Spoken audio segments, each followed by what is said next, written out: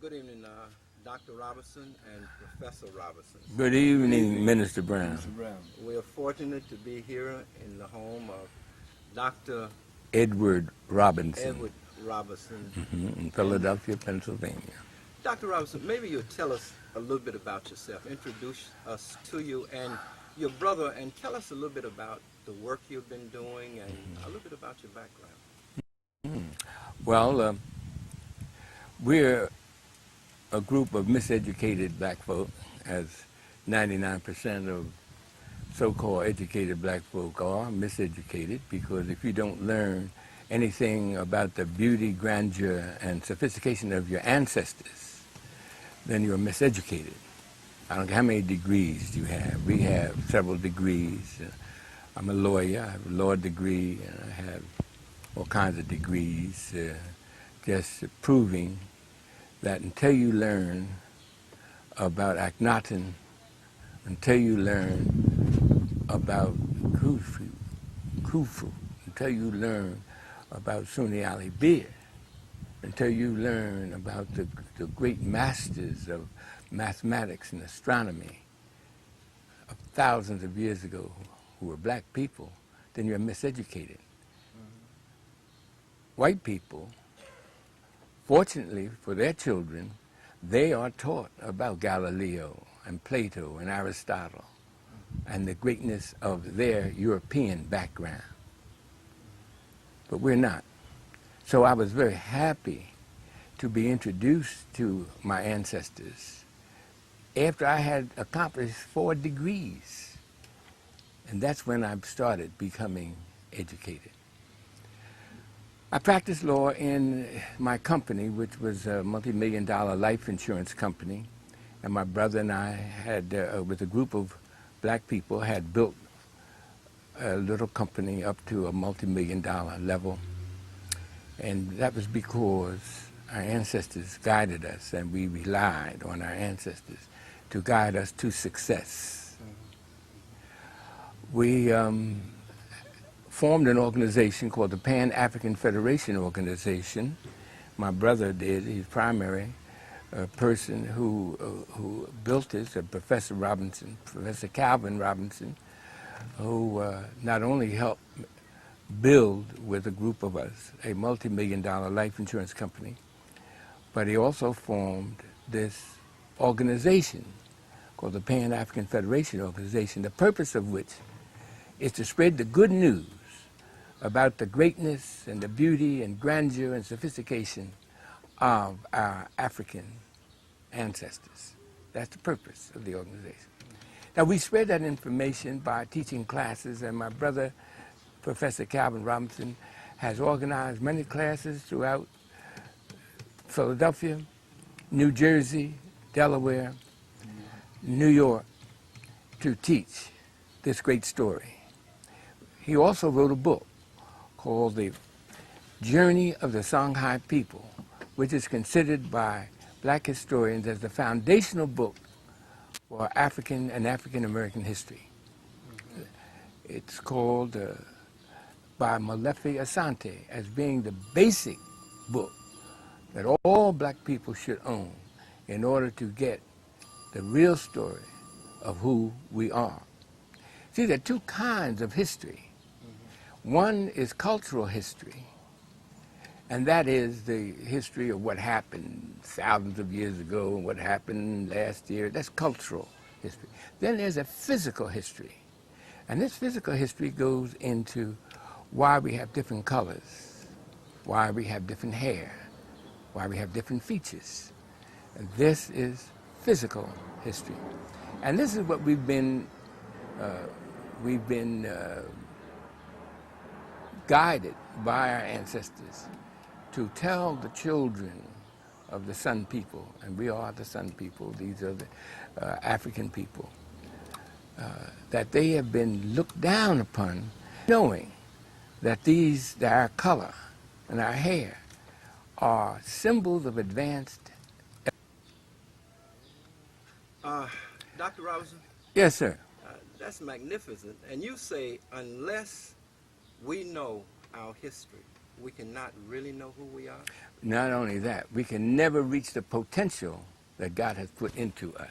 We'll never be the right students. Children can never reach the height of their academic proficiency. They can never reach the height of their behavior unless they know their African history. I'm saying it as clear and plain as I can. Not African American, African history. Can you tell us why this is so? A lot of people say There's a rule. they don't feel that it's I necessary. know, yeah. A lot of people back in Columbus's day didn't feel that the earth was round. They thought it was flat.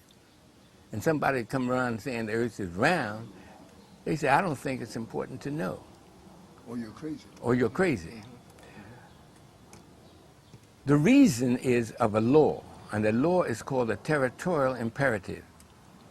And that territorial imperative was followed down through the thousands of years.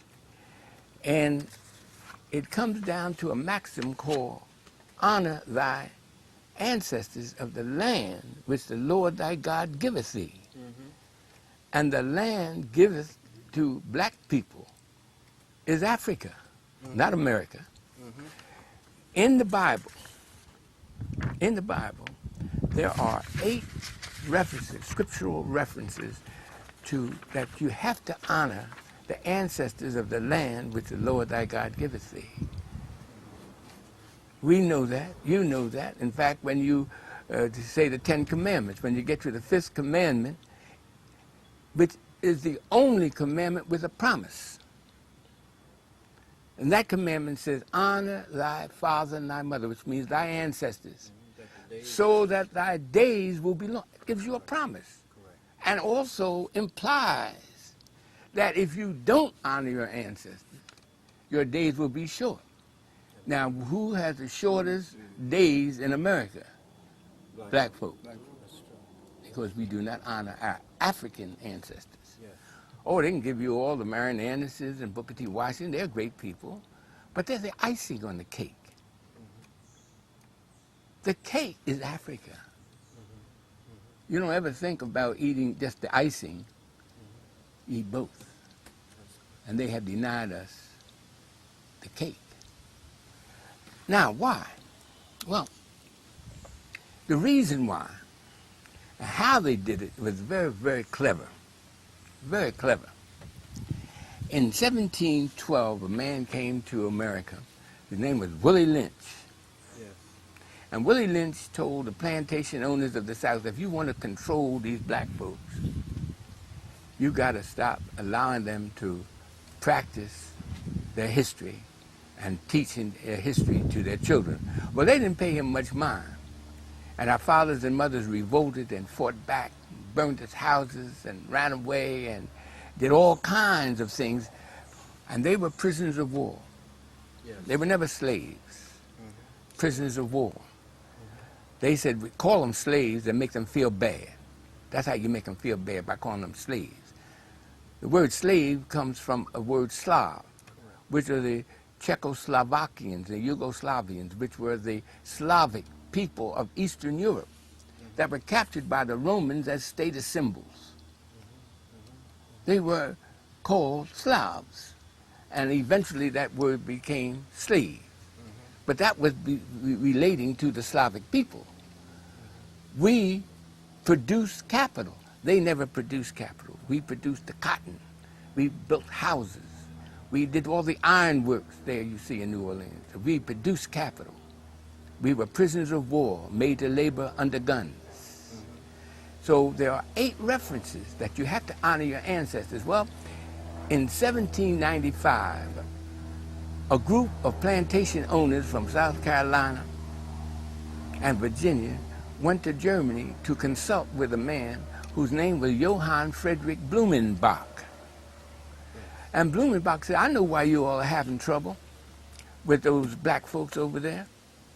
The reason is you don't cut off the knowledge of their African ancestors. And they said, well, how can we do that? How can we cut off the knowledge of the African? Because the mama and daddy is going to tell the children all about Akhenaten, all about Khufu. They're going to tell them about the greatness of their Kemetan or Egyptian background. They're going to tell all about the great university cities of Shanghai from which we took them. And Blumenbach laughed, and he said, well, it's simple. There's a way to do that, and they'll never be able to learn about it. And they said, well, how do you do that? Because the mom and dad are going to tell the children. He said, what you do, as soon as a boatload of them arrives over here from Africa, you take the babies out their mama's and daddy's arms and raise the babies on distant plantations where they'll never hear about who they are. They'll never hear it. And that way, you've cut it off. So when those children grow up, they can't tell their children that they came from a beautiful city called Timbuktu. They can never tell their children they came from a beautiful city called Janne, a city considered by world travelers the most beautiful city in the world for 300 years, from 1300 all the way up to 1700. They can never tell their children that they came from university cities because they were babies when they were snatched out of their mamas and daddies' arms. And that's why black people can't even tell what country they came from. They can tell what continent, Africa. But you take 500 black people and say, all right, what city in Africa did you come from? They can't tell you. Can't tell you. Why? Because their grandparent was snatched out their mama's arms when they were babies. So once we did that, then these children taught them who they were. These children in all these schools that we have demonstrated the accuracy of what we're talking about. Those children went from C's and D's to B pluses and A's.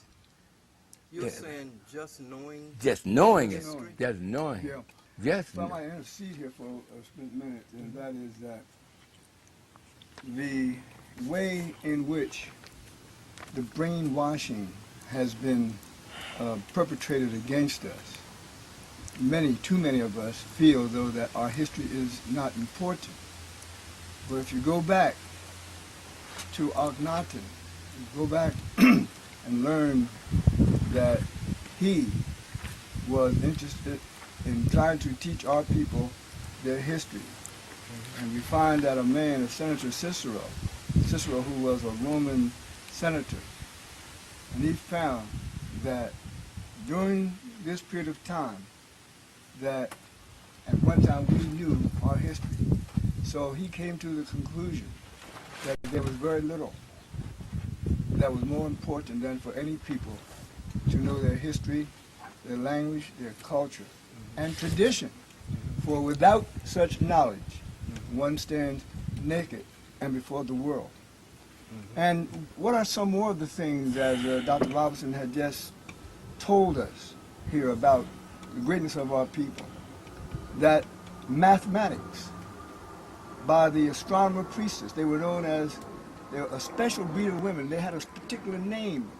They were called Typhonians. They were a special breed of people. 4,700 years ago. Right, 4,700 years ago.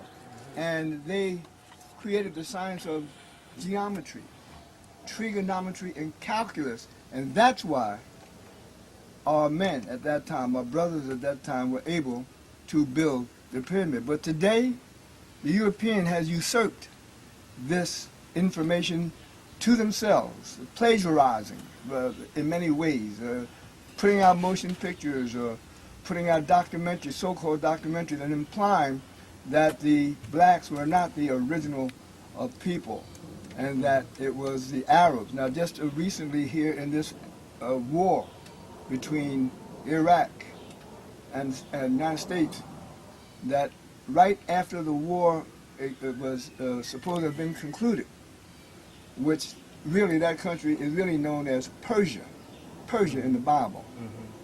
And that they said that the cradle of civilization was in Persia. That's the biggest lie they ever told. Biggest lie they ever told. And I don't mind telling them. So therefore, we have to be diligent in putting forth our information. Because if we don't do that, then it will seem as though that we are not sure of ourselves, that we don't know what we're doing. We gotta let the world know that we know our history. Now we know that all of us aren't gonna know it. Only the chosen few. When I say chosen few, I don't mean somebody went around and chose them, but it's like the cream coming to the top in a quart of milk. Those people who have been touched by the universe, by the Creator, to have that special interest, that special feeling of commanding, are the ones who's going to do that. And you will know them by their fruits. You know them by their fruit.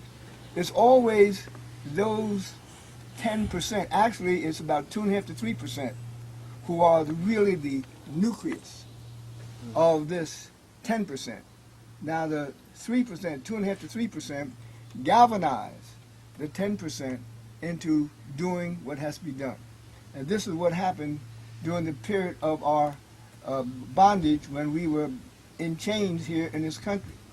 A man by the name of Denmark Vesey and his buddy, his right hand, his lieutenant, Peter Poyas, they spent the first 5 years of their trying to organize our people, but first, before they organized them, or tried to organize them, they agitated them. They played the role of agitator.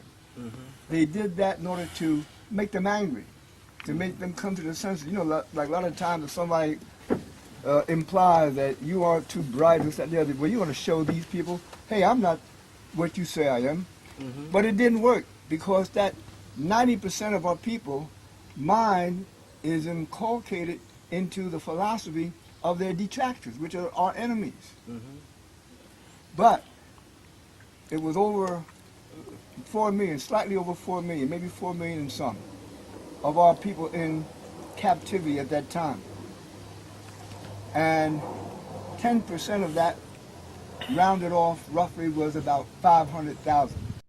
And it was about 500,000 that fought in the Civil War.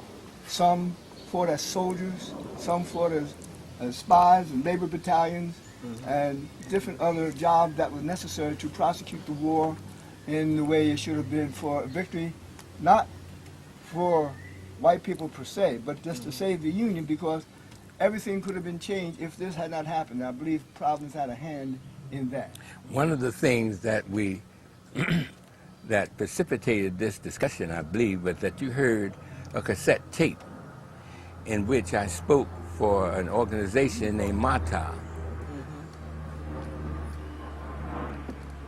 in which I proved that the people we call... I want Dr. Robinson to go into something that he came upon, which has set the scientific world of white geneticists into a fit. Dr. Robinson, I'd like for you to talk about the DNA theory. Yes.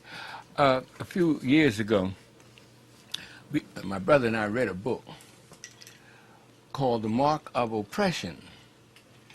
And these two publishers, Cardiner and Oversee, said that they could not understand how is it that a group of people, African Americans, have been bludgeoned over their heads mentally and spiritually for hundreds of years and are still surviving.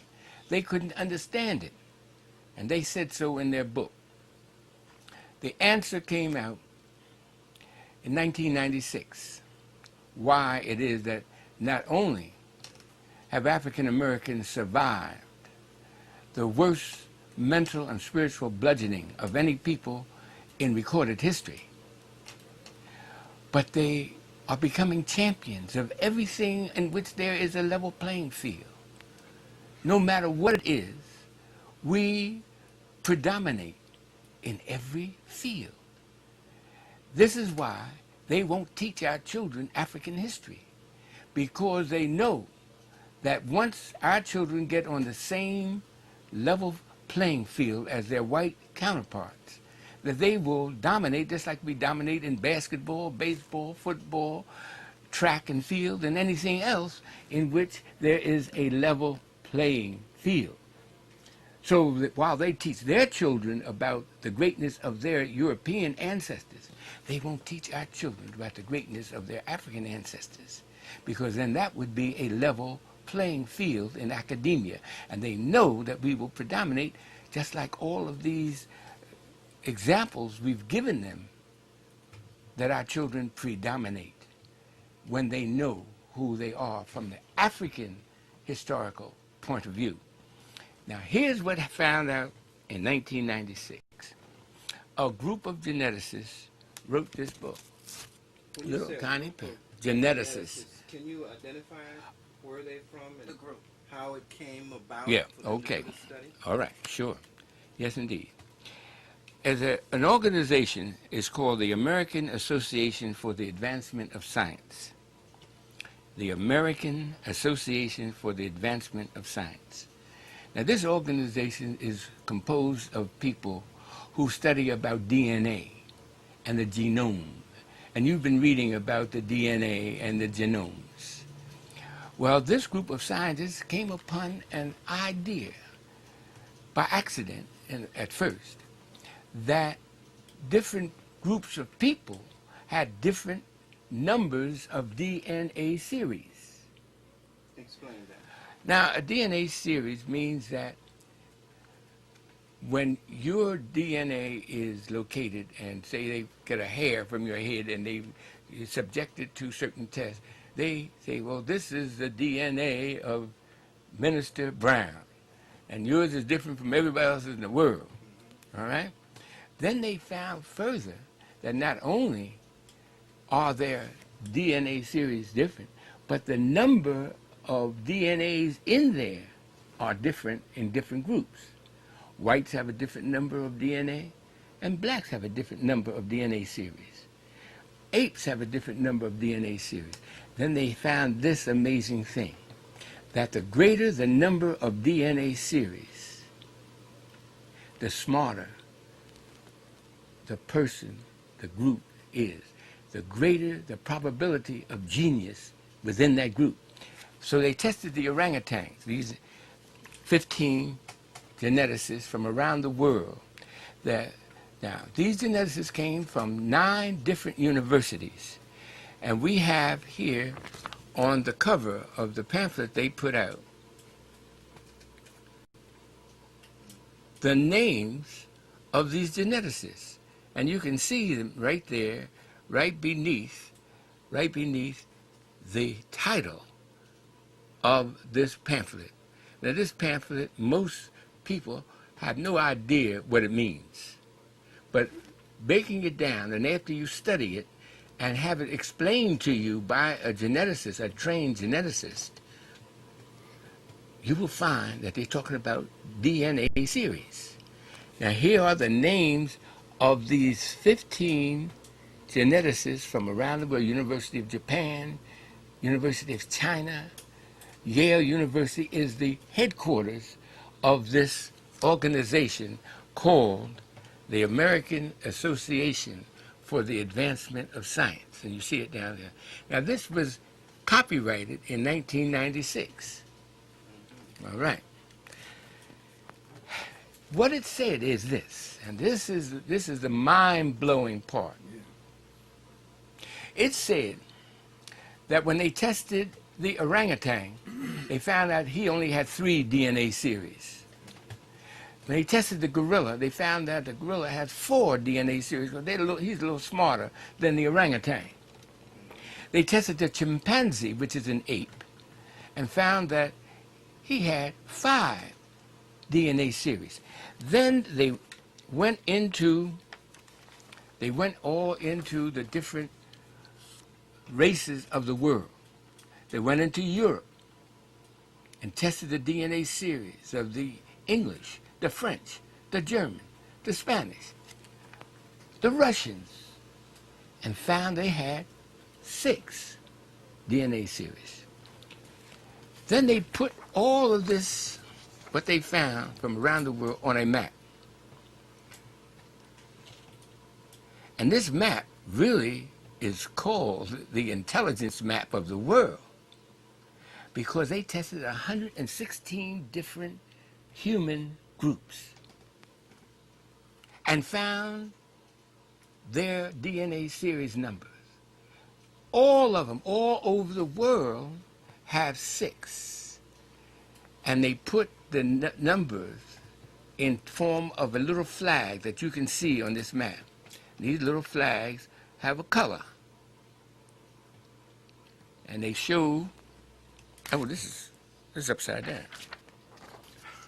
I'm sorry. Yeah. And they showed that the English have only 6, and all into Europe, only 6. Went over into Japan and China, and they only have 6. Over into America, which is predominantly European, and they only have 6. Then they came to Africa, and they came to the part of Africa. Now, all the rest of them, they put in little flag colors. Those flag colors are orange-red, if you notice. But when they came to Africa, found out that the African people have 9 DNA series from here just below the Shanghai Empire down to the foot of Africa. All those 10 nations, of which African Americans descended from one of them. We have 9 DNA series, the greatest possibility of genius in our group. Now it's answered this age-old question. How can a people survive being told they're nothing for 400 years, never allowed to learn that they came from beautiful cities and told they came from a jungle? How could a people survive? How can a people become champions in everything they touch? Because they have 9 DNA series, while the rest of the world has only 6. This is why they copyrighted this. And you'll notice on the outside of this, now this map is taken, I took this map right from this page here. And I blew it up so that the world could see it. Even though this is copyrighted, I can't let you have this book because it's copyrighted. Can you give us the title of the book? The title of the book is called Global Patterns of Linkage, Disequilibrium at the CD4 Locus and Modern Human Origins. Global Patterns of Linkage, Disequilibrium at the CD4 Locus and Modern Human Origins. Now, you have to be a geneticist to even know what they're talking about. But when we broke it down and interviewed Dr. Kidd, the head, he's the chairman at Yale University. We broke it down into plain, everyday English so that the world would know that the African American is descended from those people who gave to the world the Great Pyramid, gave to the world science, gave to the world mathematics. A black man named Ahmose gave algebra to the world 3,700 years ago. It's in the world books, it's in the encyclopedias. They don't want our children to know this, because then that would make the playing field level for white children. And you know what happens when they made the playing field level in basketball and allowed black men to play. Out of 29 of the top-seeded players in the world today, 28 are African American. When they opened up the Penn relays, when they opened up the Olympics and allowed blacks to run back in 1932, we've won all the gold medals. And the same thing will happen in the classroom when they allow our children to learn their African history. That's what this is saying. Dr. Robinson, are you saying that the African American also has 9 strands of DNA? I am saying that we are descended from the West Africans who have 9 DNA series. On this map, that these geneticists, you see the green down here? Yes. Well, that's where we're from. That's where African Americans are from. Did they test African Americans also? They couldn't, they tested Americans as a group, whites, and they have 6. They didn't test African Americans because they know that we are the same people from West Oh, Africa. so they didn't have to? Didn't have to. Okay, that's true. That's true.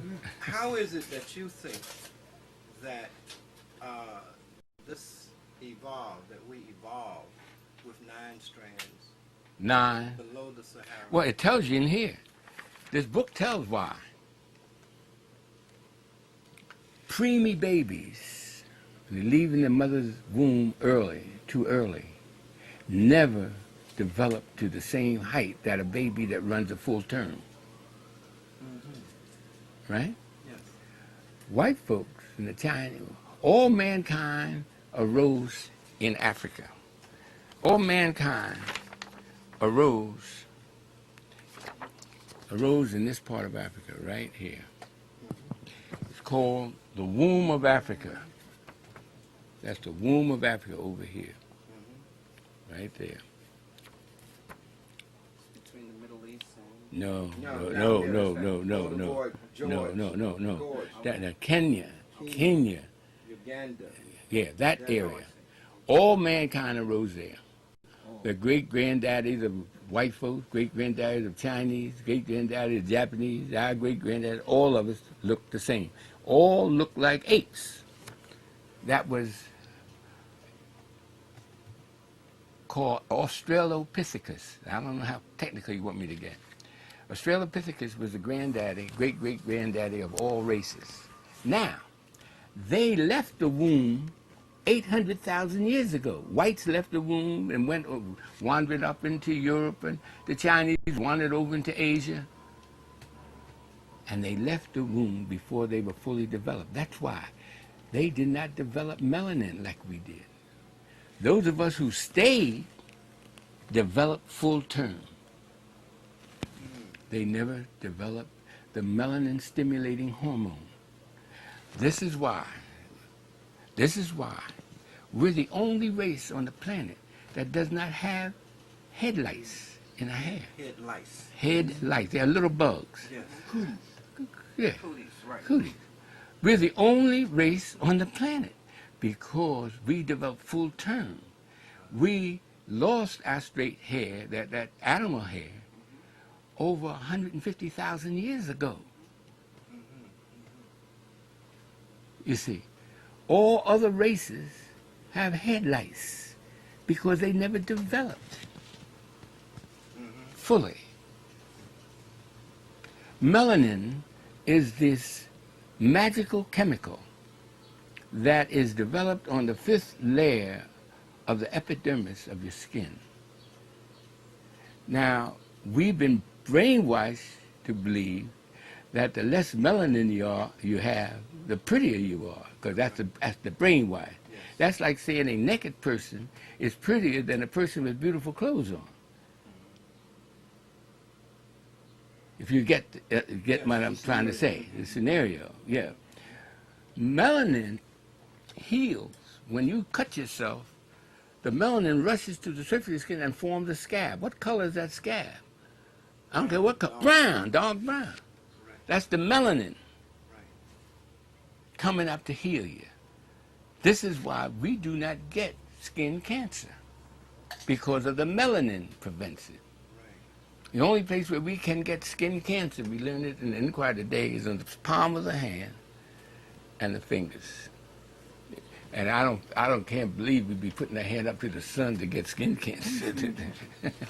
Can you talk a little bit more about this hair and the light? What are you saying about African hair? Oh, what am I saying? Oh, that's a good question. Because, Okay. you know, we spend a lot of time straightening it and frying it and cooking it. And the question is why? The reason why is because we've been programmed to believe that our hair is ugly. And as a result of the ruby comb. Oh, the ruby comb. Mm-hmm. Oh, here it is. And the reason why is we want, on the plantation, our mothers and fathers were programmed to believe that we were ugly. The white man said, look, you're ugly. So we thought that everything he had was good. So that's why they called our hair bad. So whenever you are raised up to believe that what you got is bad, you're going to have an inferiority complex, and you're not going to perform on high a level as God gave you the gift to perform. Well, white folks have this big problem of head lice. That's the bugs. And all animals do.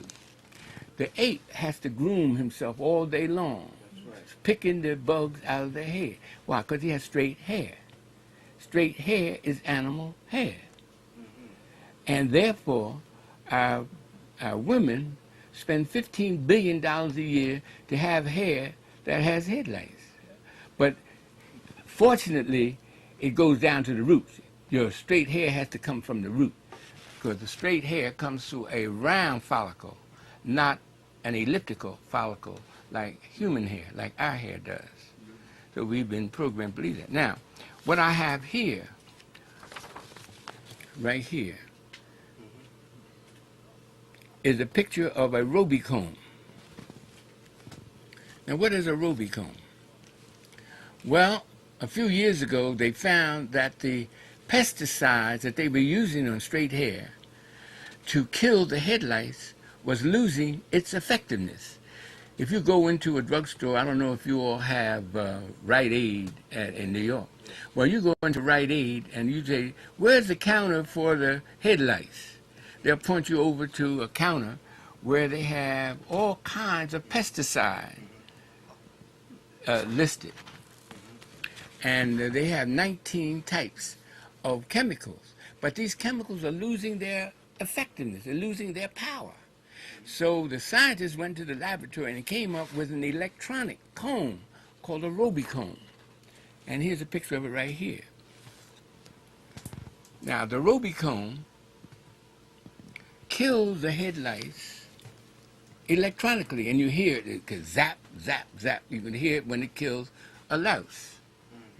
That's one louse. And it kills another louse and combs it out of the head, and also kills the nits. Now, we have a word in the English language called nit picking.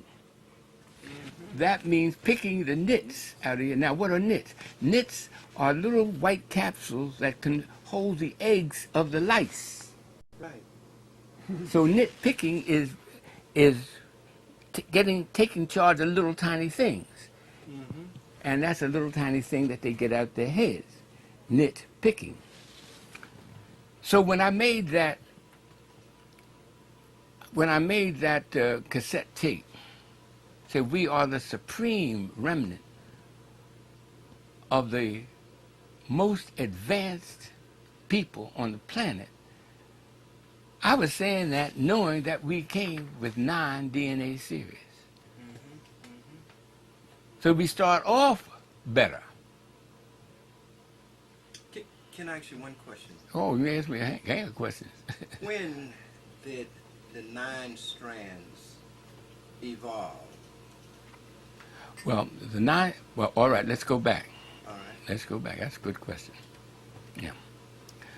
Okay.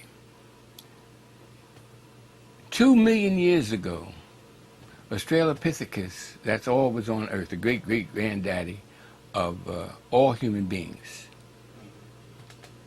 And he was about 3 DNA series. And then as the millions of years went on, he evolved into what is known as Homo erectus. Now, he had about 3.5 DNA series. They're about the level of the orangutan. If you look at the orangutan today, you could see what our ancestors looked like 2.5 million years ago, because he has the same golden hair as Europeans' hair right today. The orangutan. You've heard of the orangutan over there in India? Huh? Now, maybe this is a little too rough for your audience, and you're going to get bombarded out of your place and station, because white folks don't like to hear this at all. I'm sorry. You can But edit they've that. already done the research, We're correct? fighting. This was done by white folks. This is done by white folks. It's not a problem. Yeah, we didn't do it. Sure didn't. We They didn't do wanted it. to determine And the here's the names of the people. I don't know how. Now I made you a copy, Oh, wonderful. a copy of the Believe me, I'm going to take of it the and hand. put it right up. Yeah. Here's a copy of the front piece with all, and a copy of the back page with all the references where you can find it. Oh, that is excellent. So maybe you can take that with you. Yes. Yeah, because the inside is what was copyrighted. Dr. Robinson, Yeah. why do you think the research was done? Was it to determine the intellectual difference? They between thought Africans? it was going to come out differently. Oh, That's why they copyrighted it. You ain't heard nothing about it, have you? no. That's why you have it. That's why you have it. So they didn't publish this. No, they ain't gonna publish it. Oh, so they copyrighted it to keep it from being Now you got it. That's exactly published. Now you got it. Well, of course. Okay. You see, they went at it. I was paid $9,000 a couple years ago to write up what is known as a tricontinental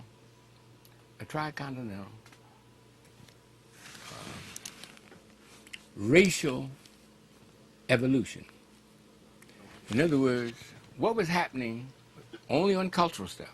What was happening 50,000 years ago in Europe? What was happening 40,000 years ago in Europe? 30,000. What was happening 50,000 years ago in Africa? What was happening 40,000 years, 30,000, 20,000, 10,000? A timeline is called. Correct.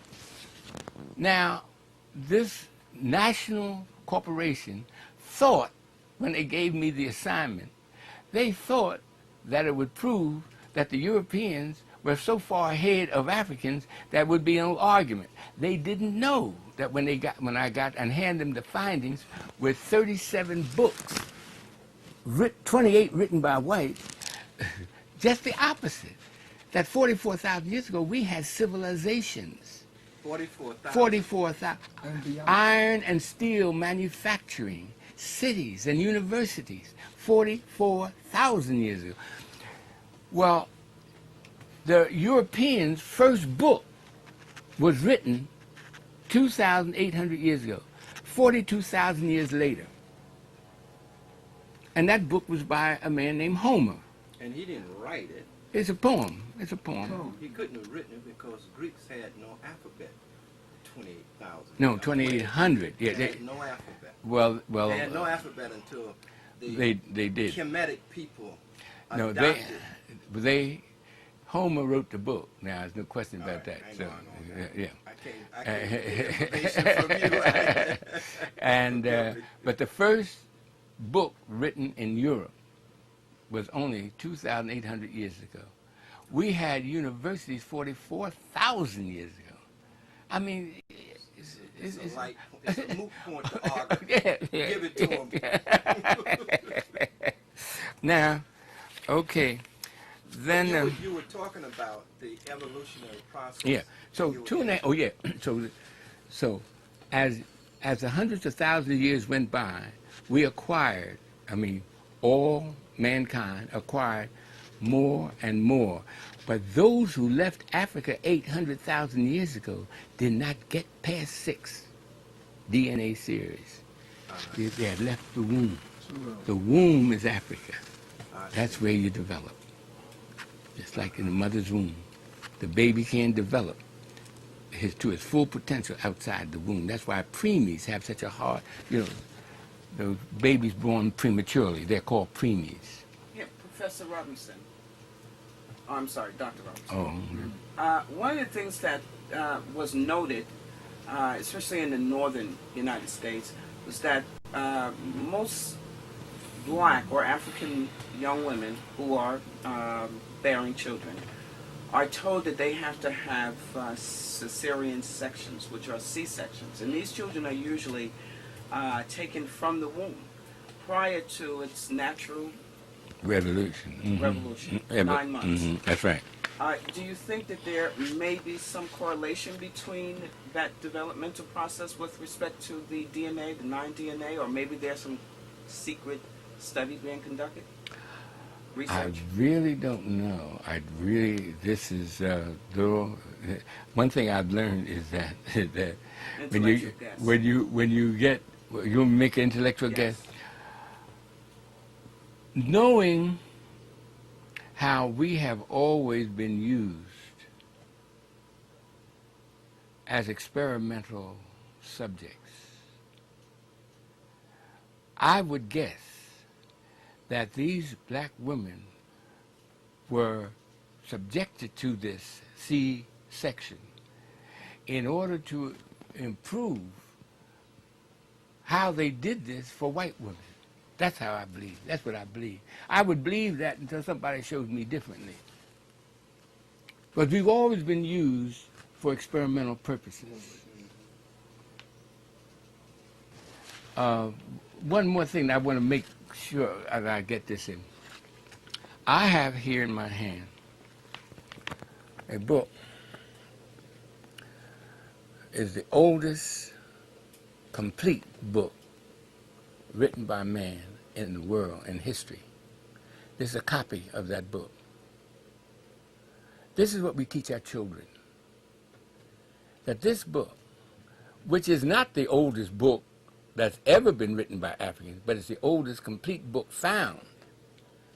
And this book is written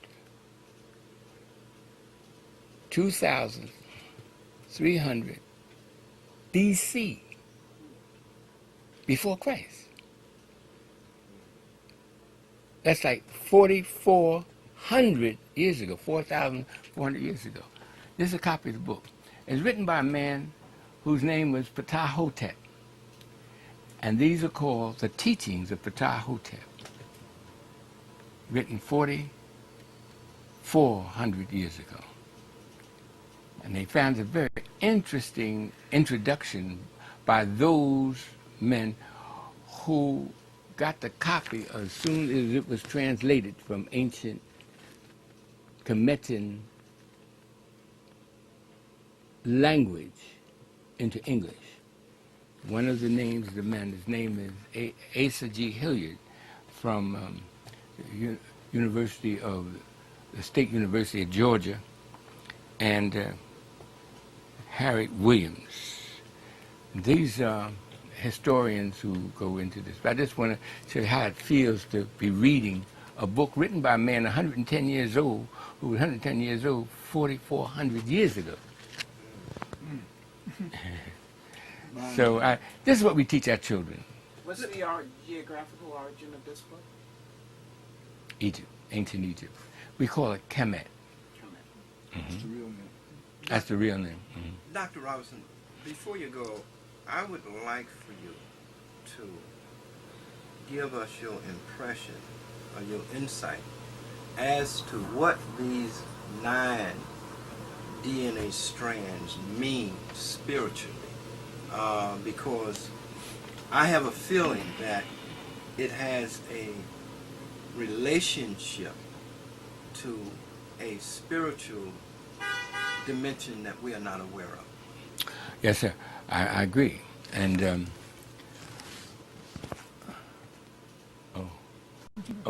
thought you were looking at Oh, no, I something. thought you said it was about horn blowing. No.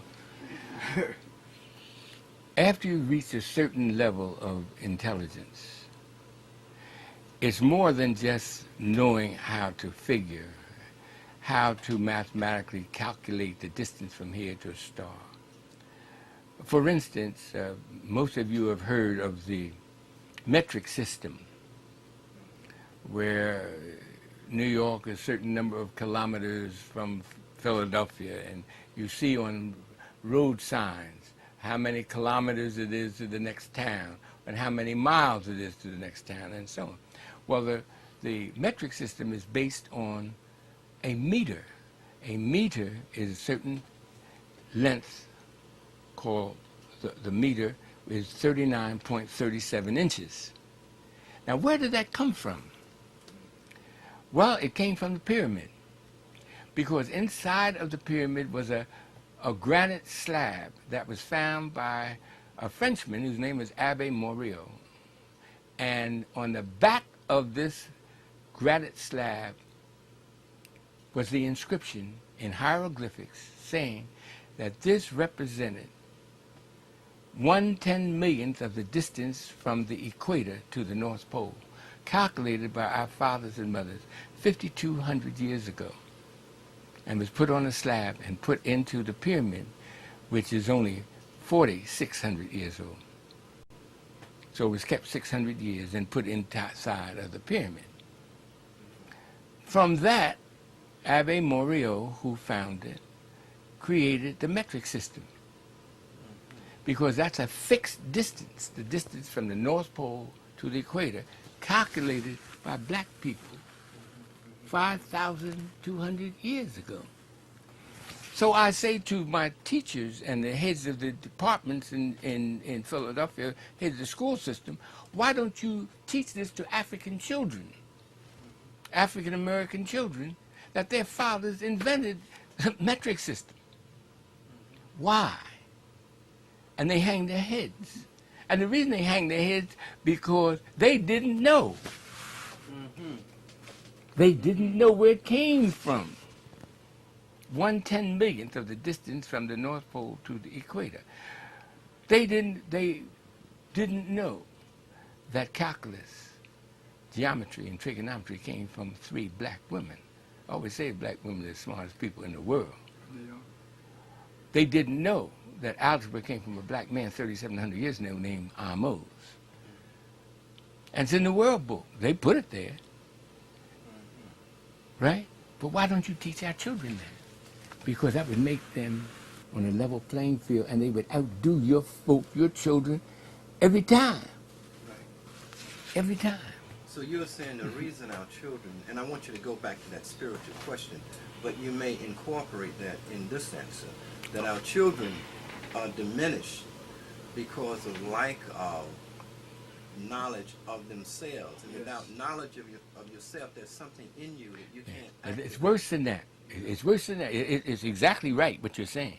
But it's even worse than that. Because it's all right not to know, but to know wrongfully that you are less than human. You see, it isn't that we weren't taught something. We were taught negative things about ourselves. It's not knowing. It's knowing the wrong thing about yourself. Right. And being taught the wrong thing. But that's still not all. The white folks were taught the wrong things about us too, and their hatred and their contempt also has an effect on us. Because to be hated by the dominant group is just like a child in school being hated by the teacher. The dominant person in that room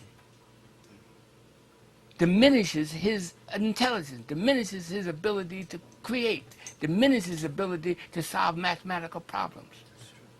You see, to be hated has a physiological impact on you. To being despised. Now, W.B. Du Bois said it affects everybody except the talented 10th. Now, the talented 10th, and we don't believe it's 10%. We think it's about 2%. My Professor Robinson has calculated it's about 2% of us are rise above the hatred, rise above being hated, and we can calculate this. This is where our geniuses come from that little tiny 2%. But suppose we were 90%, look, we would have solved the problem of cancer by now, solved the problem of AIDS. If our being were allowed to flourish. Now I'm going to get back to what you're saying about the spiritual aspect. We calculate, Professor Robinson and Brother Battle, have you ever seen our book called The Journey to Shanghai People? No, but I want to see it before I leave. I want to get a copy. All right. If possible. Yeah. Oh, yeah. We have them. Professor Battle and my brother Calvin wrote the book. I added to it. And they have calculated, he and Professor Battle have calculated, that once you get above 7 DNA series, then you enter the spiritual realm. And this spiritual realm allows you to experience things that people on a lower level of intelligence can't experience. Like we can experience something like people with only 6 DNA series, like a European, they can experience things that the ape can't experience. Well, just like they're only 1 above a chimpanzee, we're 3 above him. And the difference between a chimpanzee and man is astronomical. Well, And he's actually, only one. That's only one. He's only one. See, I wouldn't even be bragging. This is why why do you think, look down at the bottom here. What does it say? It's upside down. Here. What does it say down at the bottom? Copyright. Yes. Yes. 1996. That's right. By American. I can't quite make that out, but you. Associations for Advancement of Science. Yes. There it is. Well, I'm going to give you a copy of this page. I can't give you the book because it's copyrighted. And Dr. Kidd sent me the book. He's the head. He's the head of this organization. Does it have a Library of Congress number? Man, I don't think they would put that down there in the Library of Congress. Because we're doing this opposite of what they want. Right. I don't believe they would. I don't believe they would. Let me see. I don't see it. But I don't want you to get off that spiritual. Yeah, now here's what happened. No. Mm-mm. They just put that as copyright. That's all. Yep. Can you get another one? Stop. Professor, could you please continue to elaborate on spiritual? Dr. Robinson. Could you? And I think that once, and Professor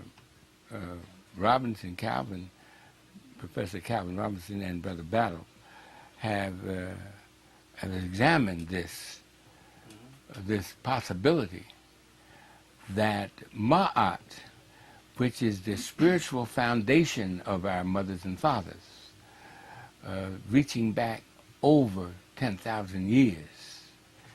This is our way of life. Some people call it, that was our religion. Well, you see, religion is not the proper term, because this set of laws governed our mothers and fathers in ancient Kemet and in Shanghai to become not only great scientists, but also were unbeaten, unconquered for thousands of years. We were the leaders of the world in science and humaneness and letters and all types of things. No other group can ever build the pyramid. Japan tried it in 1974, but their spiritual development wasn't high enough to do it. Because after a certain level of intelligence in calculus, when you get above that and into the theory of numbers and into the area, what you were saying about this professor nominated for the Nobel Peace Prize, it gets beyond man's engineering, gets beyond man's mathematics as he knows it today. And our fathers and mothers were beyond that. And this one, our pyramid, the Great Pyramid, is 47 stories high.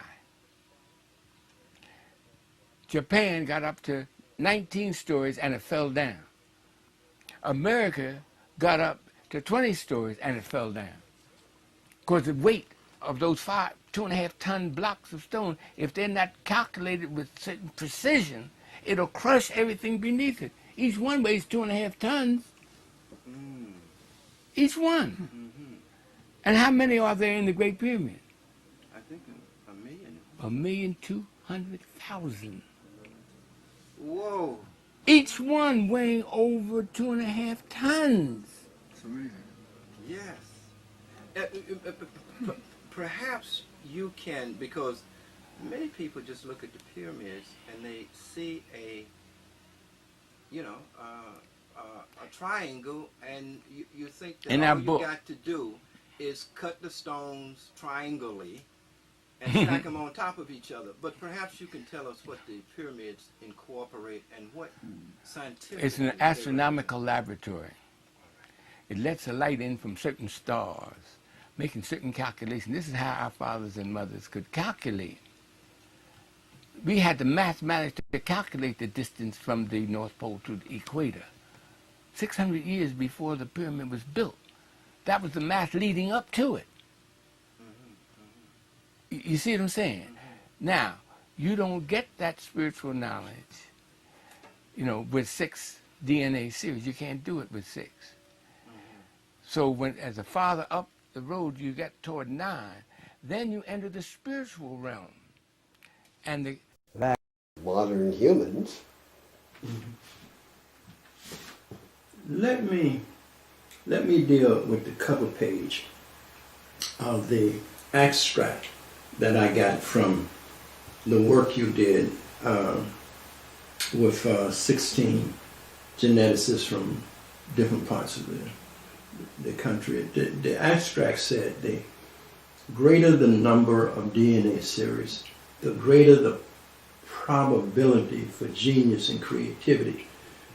Then it gave, and it has the map and where these samples were taken from, which were all over the planet. And it had 6 DNA series for people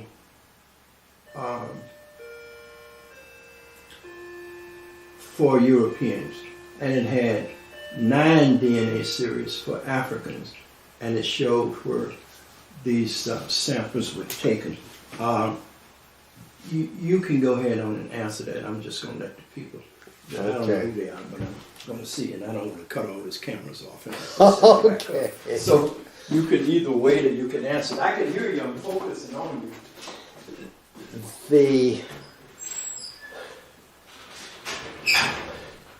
How do I want to give a simple example? It's, if you think of a combination of variation that may lead to something in a human that's sort of at the extremes. Let's take Michelangelo and his artistic abilities, Leonardo da Vinci and his abilities to design things, as well as be an artist. That's clearly outside the common range. And that's something that will occur maybe more commonly with some amounts of variation than it will with other amounts of variation. So if there's lots of variation, occasionally those extremes will pop up. If there's not a lot of variation, it's hard to get to the extremes because you don't have the variants that generate those extremes. Now, I hate I went to that door. I missed something. Can I ask you if you repeat something? Okay, I probably didn't give a very good example. Let's think of piles of sand. Mm-hmm. And you've got a little bit of sand, and you pile it up, and of course it'll spread out a little. But then if you've got a lot of sand, and you try to pile it up, it'll spread further. Mm-hmm.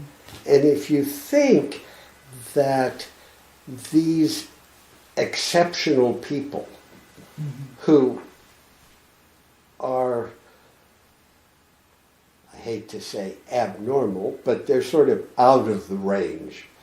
The Einsteins, the Michelangelos, the Leonardo da Vinci's, and one can go on and on. If you have to get out in this far extreme, if you've only got a little bit of sand, a little bit of variation, you can't get out there. Or very few grains of sand get out there.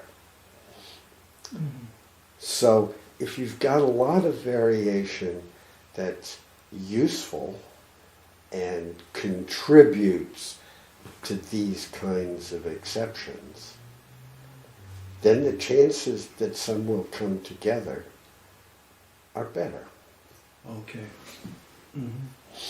If you don't have all of those variants that you need, you can never pile all of them up. When I talk to you over the phone, you use, as an example, Scandinavian population, and most of the people in that population are going to look the same. But if you had an African population, you would have more of a variety because of the... Now, I may have taken this wrong, so I want you to correct me if I did. I took it as the African population, because it said that the Africans that evolved below the Sahara, but then I found out they used that because Northern Africa has a lot of Asians and so forth. So the indigenous population would have been African. So it represented all Africa. But because they had more of the original human, and you're going to have to explain this to me, when you talked about polymorphisms and so forth, that they had more of the genetic material that would go back in time to the first or the primer human, and had not over time lost as much of that genetic material. That's right. Okay, can So- you explain it? Because I have a problem explaining that, and I want to get a grip on it. I'll try. I won't guarantee. All right. Yes, over time, genetic variation happens, mutations, small changes. Some of them cause genetic diseases. They're very harmful. And those tend to get selected away because a child born with a serious metabolic disorder doesn't live. But lots of other variation may affect very slightly the width of the nose. Now, there's no reason why that would be harmful. And if that variation is still there, that accumulated over time, then you will see variation in the width of the nose. Now, you said African population. There isn't one African population. There are a lot of them. And they differ. Just like a Japanese can tell the difference between another Japanese and a Chinese. I have terrible trouble doing that. because I wasn't raised tuned in to the very slight differences. But I would argue, extrapolating based on no special knowledge, that one African tribal group can identify individuals from another tribal group, even though I may say they all look alike. That's true. Because I'm not tuned into these very small differences. That's true. All birds, all blue jays look alike, but some blue jays like other blue jays better. So I think that's part of it. By the time there's the loss of variation that I talked about expanding out of Africa. Let me just throw this in here. Could environment, say Africans leaving Africa, going into Europe, and having to survive an environment that was harsh and bitter and cold, develop these variations which are just nature surviving and preparing the people to survive the environment, because they and the environment are one and the same. So And nature survives, and it prepares itself for itself to survive. So, these variations tend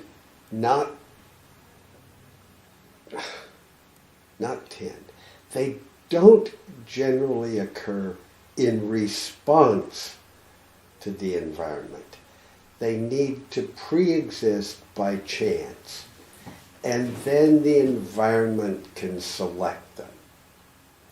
So, there's variation in skin color. In Africa, dark skin color helps protect against the equatorial harsh sun. Correct. Once you get out of Africa, you're further from the equator. The sun is never as intense. And Lord only knows, these days we hardly get much sun here, much less in a place like Northern Europe.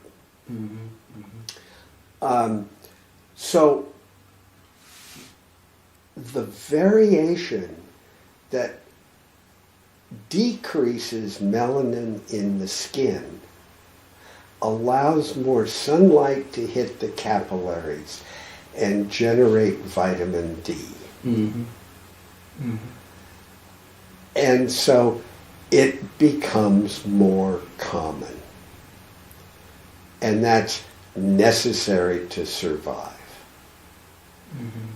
So there's also adult lactose tolerance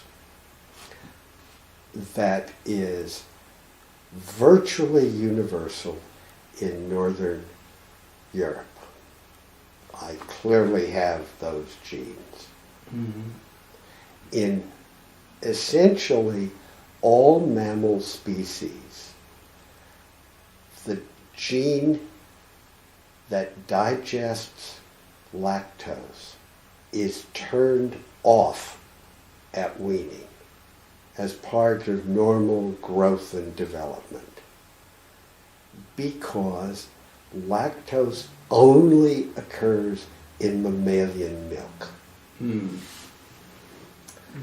Now, as you're moving into a cold climate, during the long winter, the cow is in the cave or the hut with you, and the baby needs milk. That's fine. But the parents need nutrition too. If they have a better chance of surviving, the baby won't survive if the parents die, if they can also drink the cow's milk. But in most of the world, the gene is turned off in modern humans. Mhm.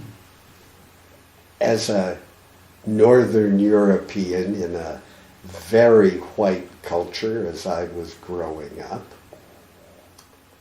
lactose intolerance was a disorder. Mhm.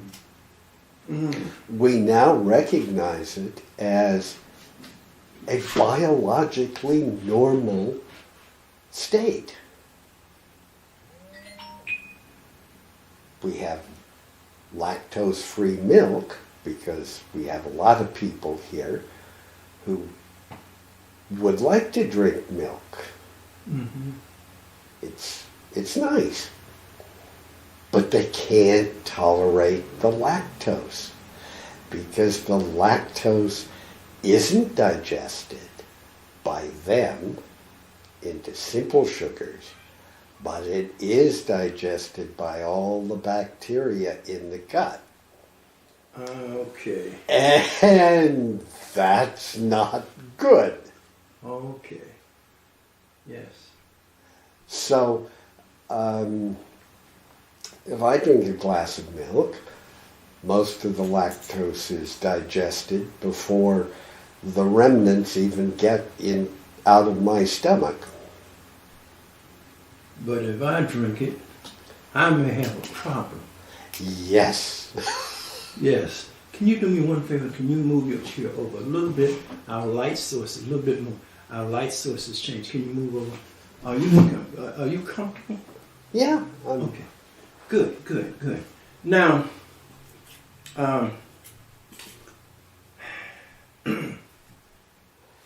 That's. I'm hoping. No, you want to add something to that? Oh, I was just going to say, if that's Thank you. on, it's no longer pointing at me. You're absolutely right. Generally, I have somebody working with me.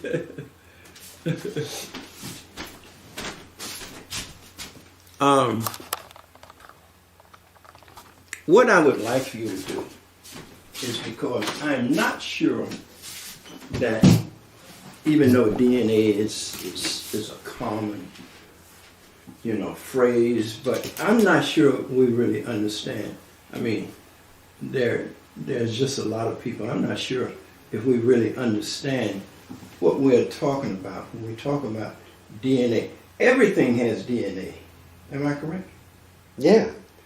So, DNA is a recognizable structure, a recognizable particle of the structure of everything.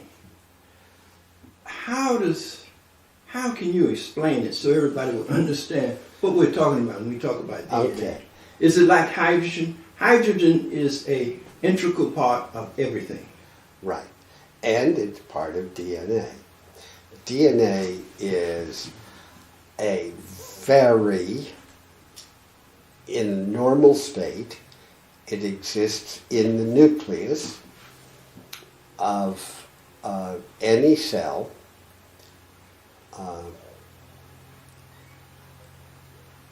There's an exception in red blood cells, don't have any DNA. It is digested away as the red cell fills with hemoglobin. But it starts out there.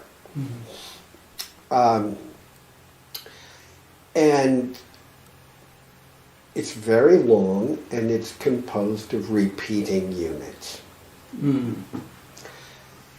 And it's like a ladder in that there are two strands with connections between the strands.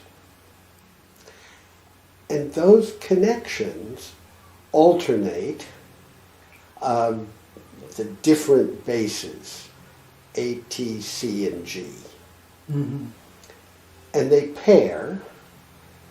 A pairs with T, and C pairs with G. Mm-hmm. Mm-hmm. The result is the machinery in the cell can pull apart the two strands and build a complement to each one.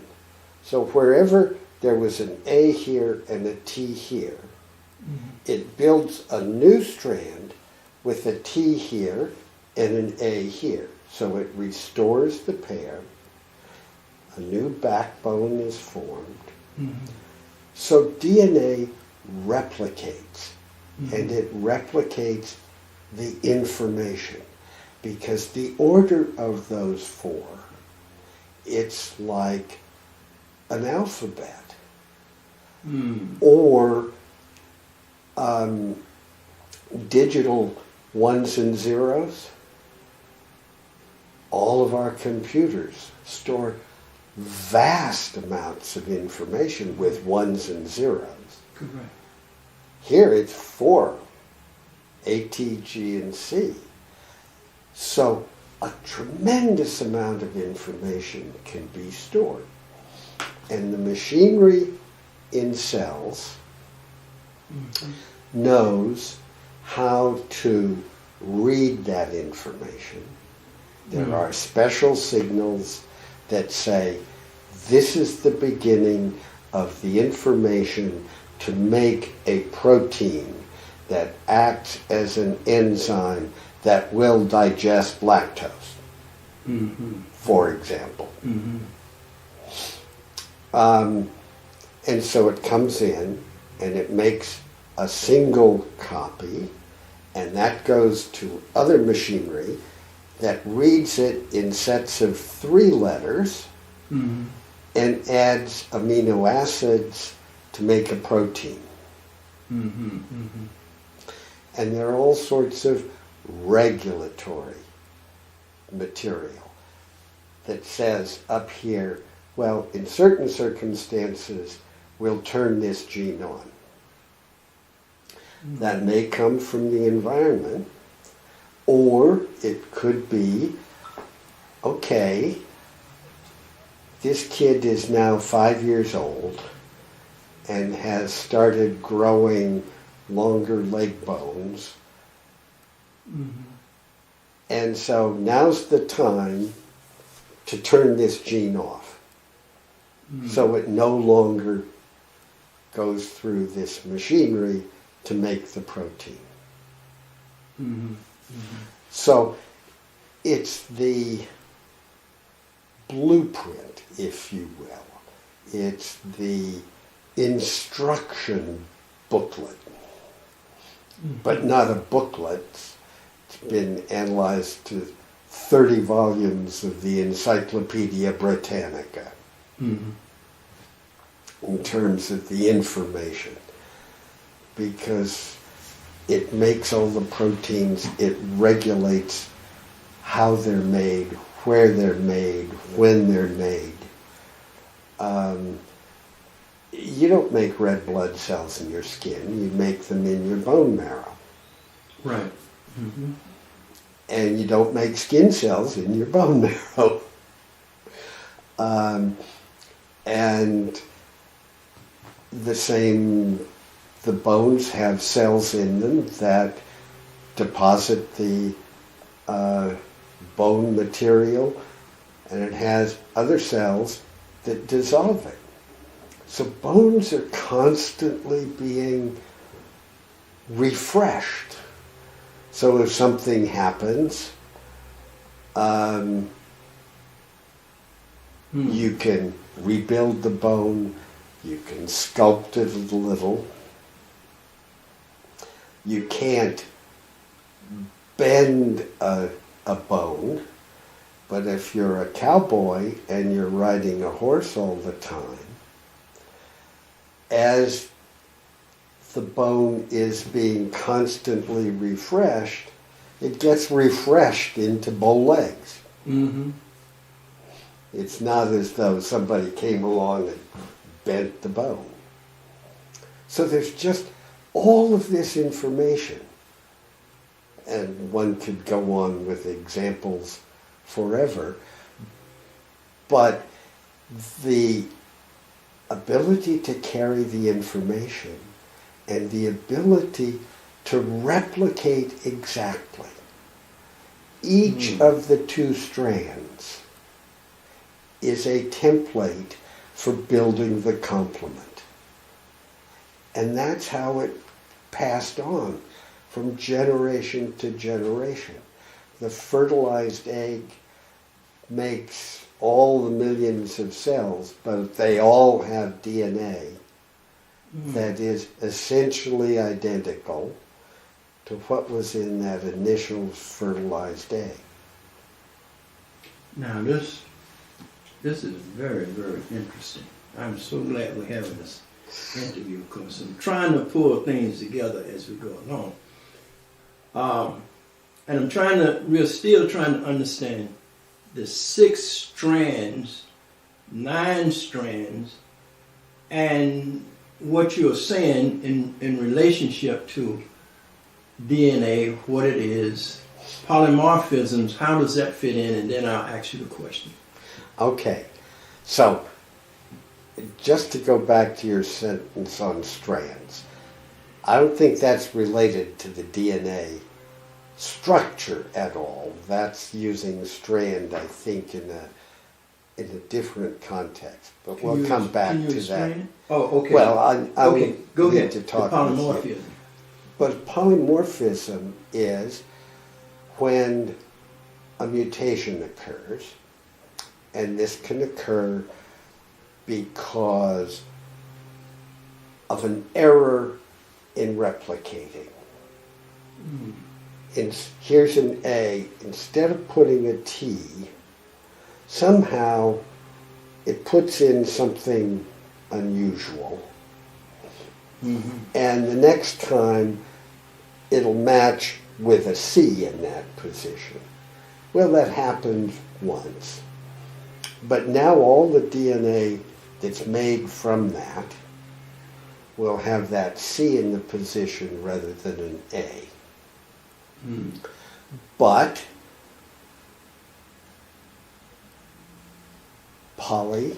many, morphism form.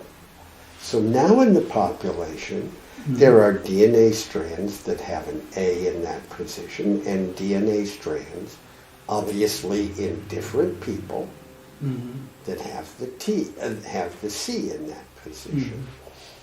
So that's all of the variation I was talking about earlier. These are all polymorphisms. Okay.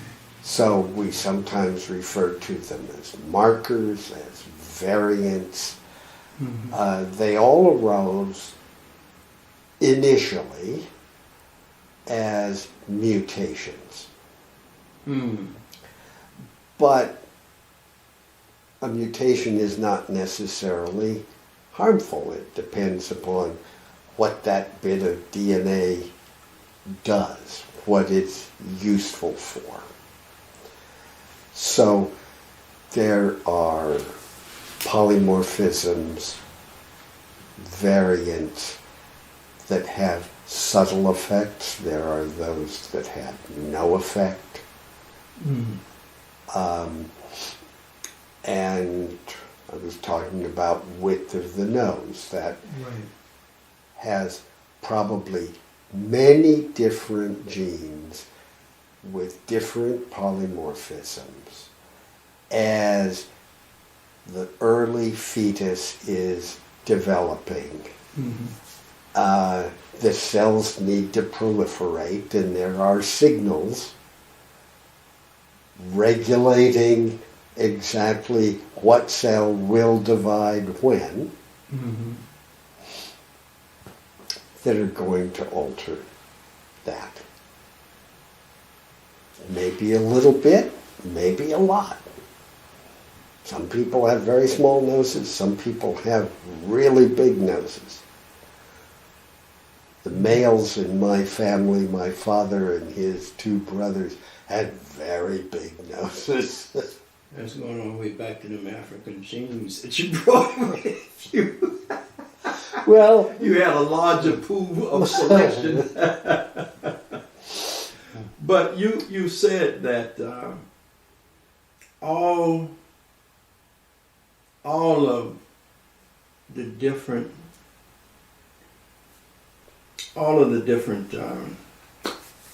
species of humanity evolved first in Africa and then moved out of Africa, that they all evolved first in Africa. The question I want to ask you is that since evolution, and you talked about evolution,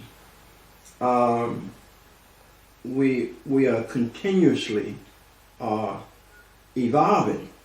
Yes? And so, since all of the changes in evolution takes place so far first in Africa, and I believe that we are evolving into even, I don't see how, you can, but even a higher, more complex being. Would we expect to see that coming out of Africa first, and would that be because the original human genome pool is there and it's coming off of that branch of humanity? Only to the degree that modern Africans are moving out of Africa and carrying their genes with them to other places.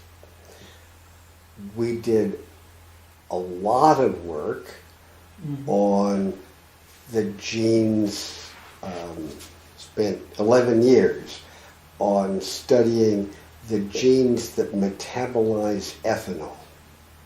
And I think I mentioned on the phone to you that if you have an East Asian, Chinese or Japanese friend, and that friend has a small amount of ethanol, a beer, a glass of wine, one cocktail, they will often turn, depends on the individual, but those who flush will turn bright red because there is a defect that's very common in that part of the world that results in an intermediate product of digestion. Ethanol is turned into acetaldehyde and then into acetate. Acetate is harmless. Acetaldehyde is a poison. But normally the molecules just jump the 2 steps like that. But in East Asia, there's a very high frequency of the enzyme for the second step, digesting acetaldehyde to acetate, is very inefficient or doesn't work at all. So this toxin accumulates, and the flushing reaction is a physiological reaction to being poisoned. And they don't feel good. And that is a variant that arose as a mutation, as far as we can tell, never has existed in Africa. It arose after modern humans arrived in East Asia. And we think there may have been some advantage associated with agriculture because the toxin, if it's a mild case, will also kill some parasites. And you think of rice paddies, walking barefoot, using human feces as fertilizer, sure as hell can be a lot of parasites there. Absolutely. And so if this helped decrease the parasite load, that might have made it a little more common, because ethanol in various fermented drinks was undoubtedly present, but it wasn't an essential part of diet. So people who couldn't drink ethanol could survive, maybe even better than those who did drink it, because they could have lower parasites. Okay. So that's speculation. We don't know the fact, but it's consistent with all the facts we do know. Okay. So that's a bit of evolution Right. that seemed to have responded. How the variant arose, we don't know, but once it was there, selection, some sort of advantage existed. So it didn't die out. It actually got to 10% of the population.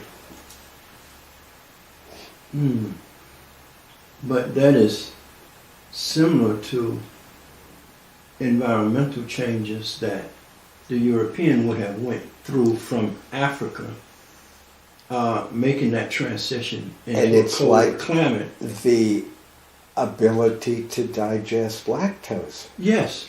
is exactly the same sort Right. of thing. Now, there are African herding That's groups right. Some, who not drink some, milk, Yeah. and they're also adult tolerant, but for a different mutation. The Zulus. So it's a different origin in terms of a variant occurring. It has the same consequences, but it arose independently. Similarly, light skin color. Chinese do not have the same variants that make my skin very light. And yet, their skin is certainly light. Now, it may not be as light as mine, but it certainly isn't as dark as a Nigerian's. That's true. I wouldn't say as dark as me, because I'm not that far from you. But anyway. I deliberately did not say as dark as you. I can fill it in. No, but yeah, did you finish? Because I wanted you Yeah. to go back to DNA series and why you would have in Africa 9 DNA series, in Europe 6 DNA series, and I didn't write this now, y'all wrote this. The greater the number of DNA series, the greater the potential for genius and creativity. I'm just trying to understand it. In that context, the series is a set of variants. Okay. So you can find East Africans versus West Africans in, if I've got it right, in West Africans you'll find broader noses. In East Africans, in some of the Ethiopians that I've met, their noses are as thin as a European. Correct. So those are kinds of series of variants that you can begin to divide the global population into refined groups. Now, it doesn't mean they're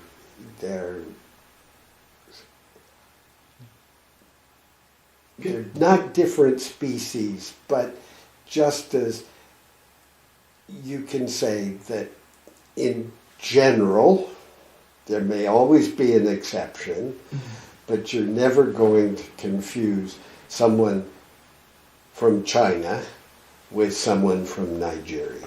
Okay. The way you explain it to me, was, you said to me, that does not mean that all Africans are smarter than all Europeans, which I absolutely agree with.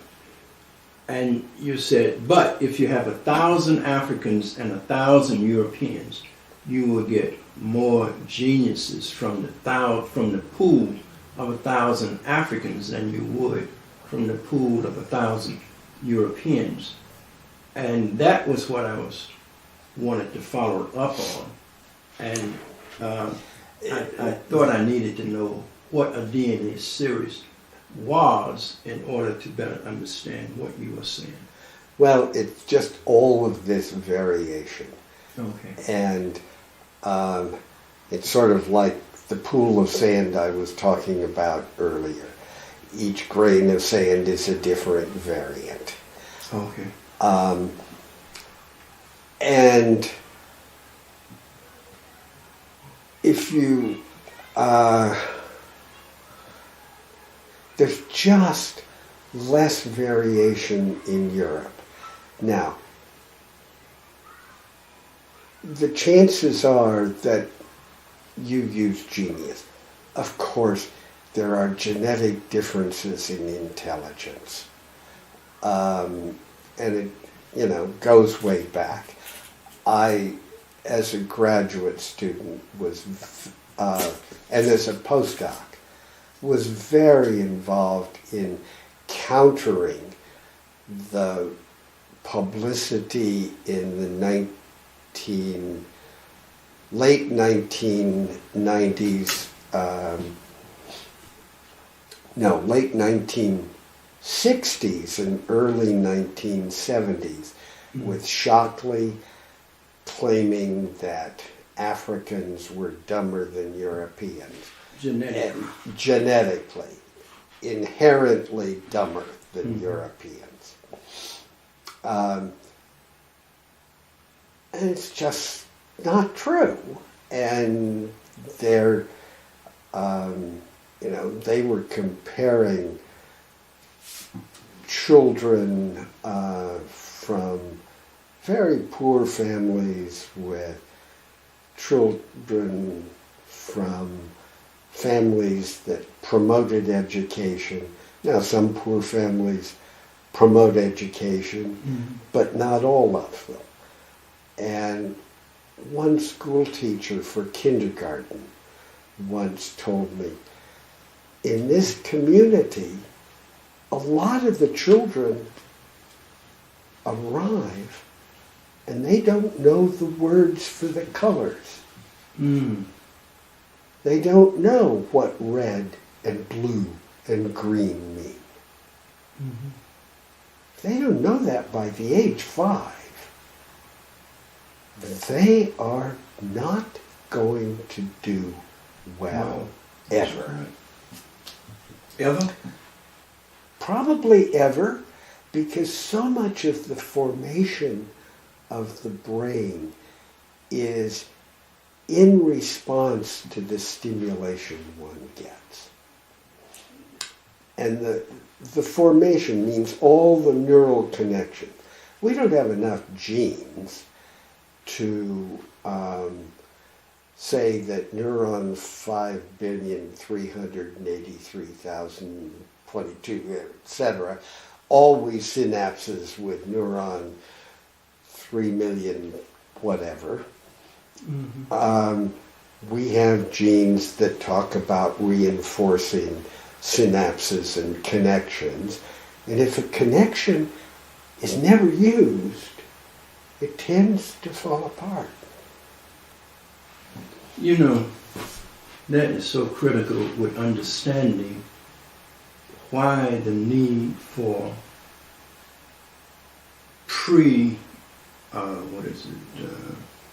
preschool and Early training and so forth, because the brain seems to be motivated or stimulated to learn at earlier ages. It's like a sponge. It just sucks in everything. So if you don't put it there, the older it gets, the less it can draw upon. It's almost like this genetic material we're talking about. You could almost make the same comparison. Well, for instance, children who are raised in a bilingual family learn both languages early on. Right. Can switch in the middle of a sentence between the two or not, as is appropriate. They know the difference between the two. It's not a hindrance. By the time I moved to Italy and tried to learn Italian, it's painful as an adult to learn a second language. If you already know two, it's easy to learn the third one and the fourth one. But the brain is not as flexible when you get older. Mm-hmm. And now there's a lot of growing concern about law enforcement, and we've got to enforce the law. They're taking kids at 16, trying them as adults, and putting them in jail for life. It's well known the brain is not fully developed at that age. There's difficulty understanding cause and effect and risk. Teenagers are risky. They know intellectually that climbing those rocks they might fall off, but it doesn't get into weighing the consequences. Mm-hmm. So as we're learning more and more, we, the biomedical community, understanding the brain,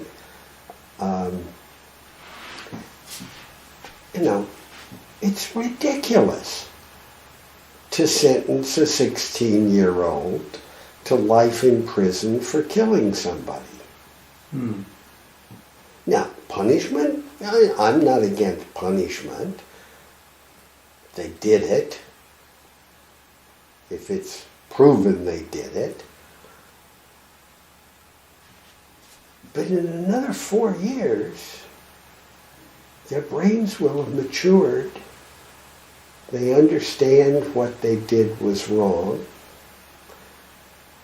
They're not necessarily a lifelong sociopath. They were dealing with a diminished ability to manage their behavior. I could get into politics at this point, but I won't. No, we are going to transition into politics if you allow me to ask you a few more questions. That's where I want to go, because race has been used as a determinant to open and close opportunity, doors of opportunity. And that's why I was trying to clarify the 6-strand, 9-strand DNA series. Because as Shockley and white supremacists and so forth have tried to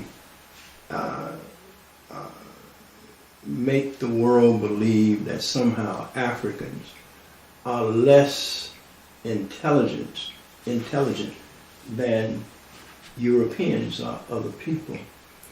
And I wanted to get at that in a way that just leveled the field, because I think it will have a great impact on our ability to open the possibilities of peace in a whole new society, and therefore a whole new world, and actually bring us to a point where we can evolve to a higher level genetically.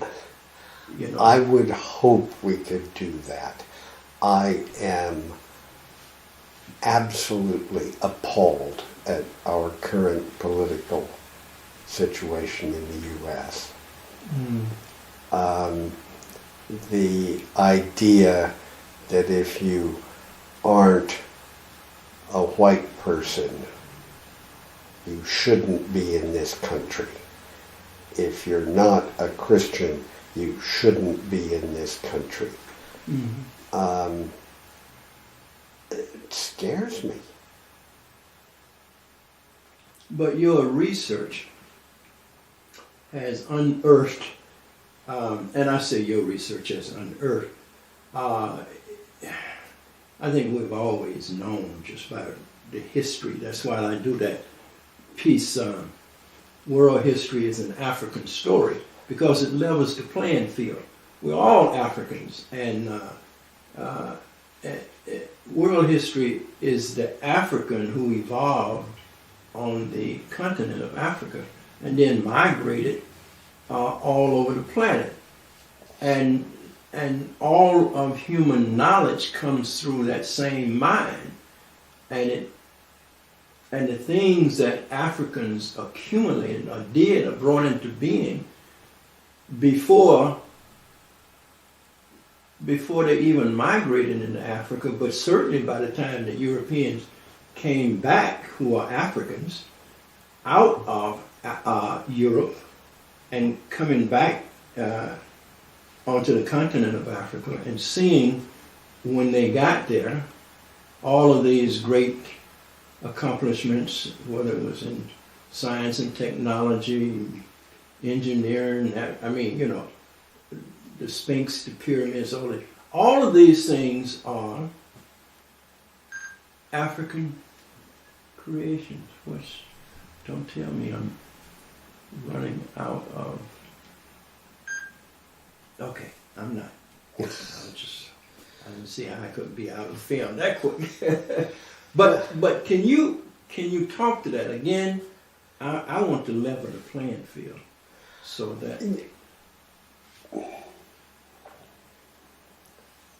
I don't understand why sub-Saharan Africa did not develop to the level of architecture, science, etc., that Europe and Asia developed.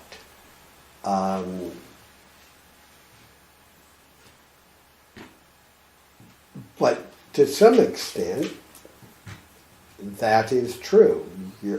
Europeans arrived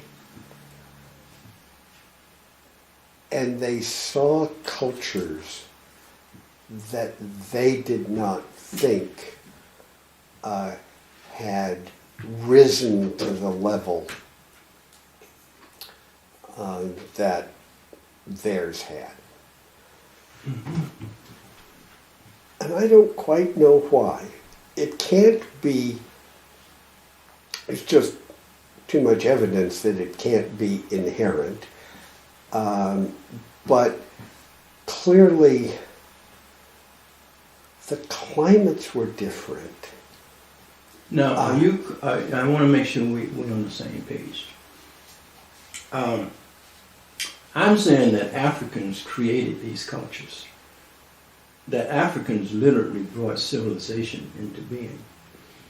And that that Africans went into Europe and were there for thousands of years and had these changes from broad-nosed, thick lips, dark-skinned Africans to Europeans that later came back over the last 10,000 years. That's the scientific information that I've grown up with, and my studies with Sheikh Anta Diop and others point out. And because the first Europeans to come into Africa would be the Greeks. I'm just following the lines of history. So when the Greeks come into Africa around 32 BC, Africans had already built the pyramids and built civilizations and so forth. These were not Europeans in Africa. All of Nile Valley civilization was produced by Africans themselves, not outsiders. European had no civilization compared to what the Africans had. Right. But, at least in my mind, there's a real question about the northern Egyptian population being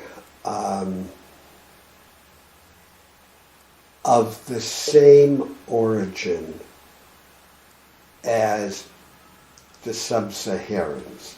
I mean, when we were in Egypt, you could see going down the Nile, meaning going south to north, the color shift in the people and the physiology. A lot of that comes from the Greek colonization, which I think was 200 or so BC, earlier, Right. when the Ptolemaic group came in.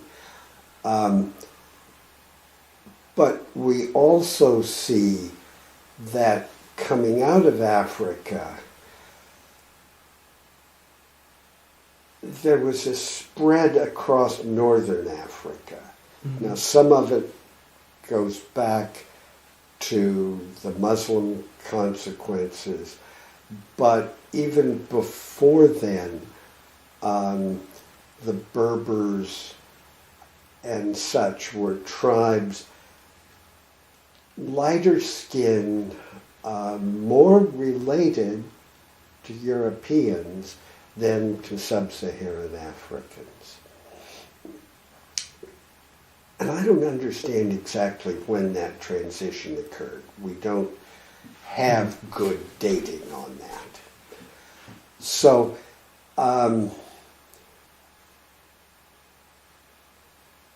yes, they were Africans, but it not necessarily the same strain, if you will, of Africans that were found in Central African Republic, Nigeria, Cameroon, when the various European conquerors came through in 1600s.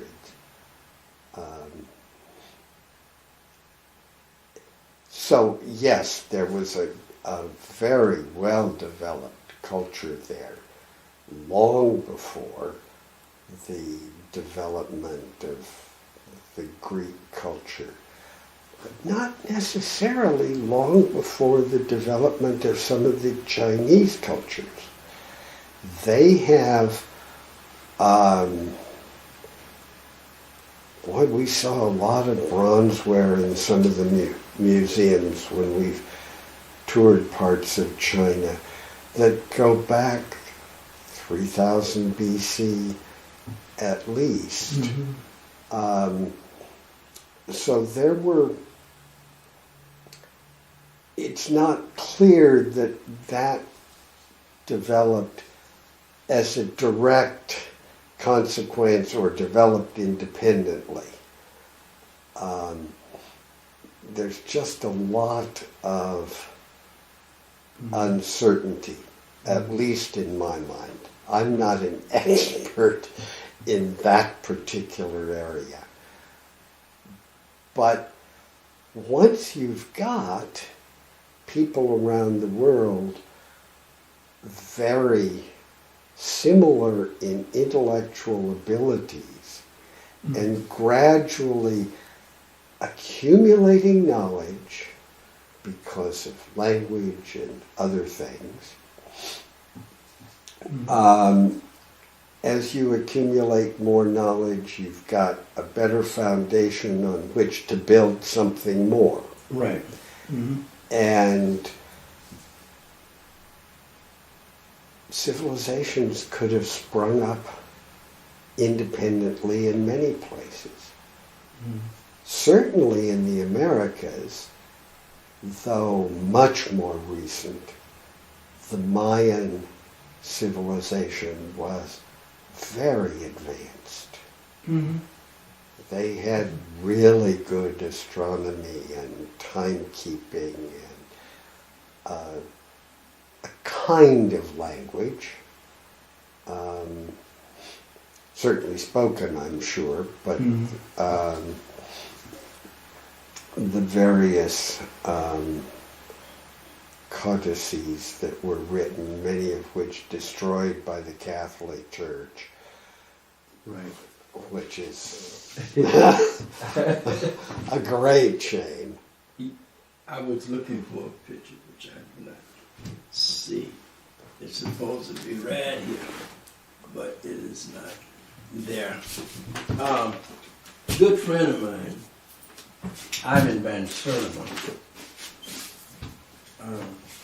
wrote the book that came before Columbus, which he documents the African presence in America going back 900 BC, the African presence. And the picture I was going to show you was the 2,500 ton sculptures that they did of Africans, broad nose, thick lips. I mean, there's no doubt.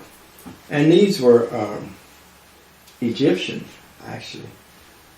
And they made up the priest class of America. They brought with them knowledge of pyramids and so forth. And it's not saying that they built them, they influenced the... I know there are those stories. I'm not sure I believe them. It's all right. I mean, you know, we agreed to disagree. Sure. I wanted to interview you because I wanted to learn from the areas that you are proficient in that I have known depth. But in terms of my research and my studies in African history, I am convinced without a doubt, have been to Egypt many, many, many times with African historians and others in terms of studying. And if you would agree that the Greeks came around 532 BC, all of the golden ages of Africa had risen and fell. At least there was 4 of them. And that signaled the fall, the last fall of Egypt. And until the Suez Canal was constructed in when was the Suez Canal built? All of that area was really, the Middle East came about with the construction of the Suez Canal. But historically, Israel, what is now Israel, all of that was a part of the African continent. And the civilization, Nile Valley civilization, comes out of the south and moves north. And there's so much documentation of that now. It's not it's not speculation, it's just fact. Writing and all that, it comes from Sudan. I mean, when they did the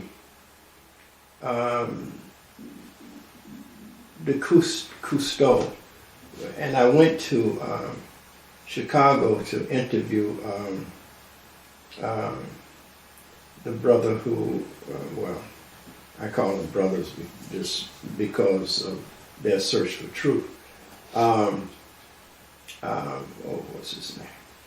But he was with the original team of Americans, because all people around the world sent teams to try to save villages that were going to be underwater once the Great Dam was built. Right. And Keith Steele headed up the exhibit, but Bruce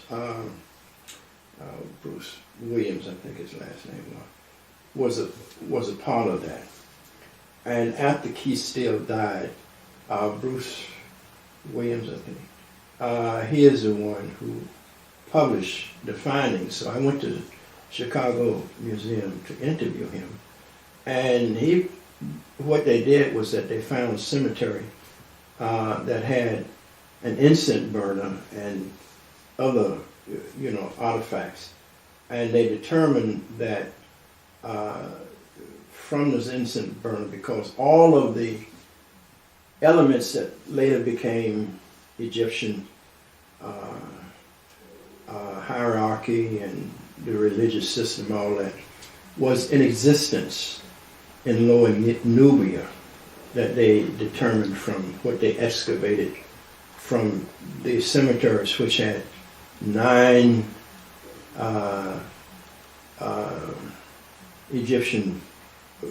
pharaohs.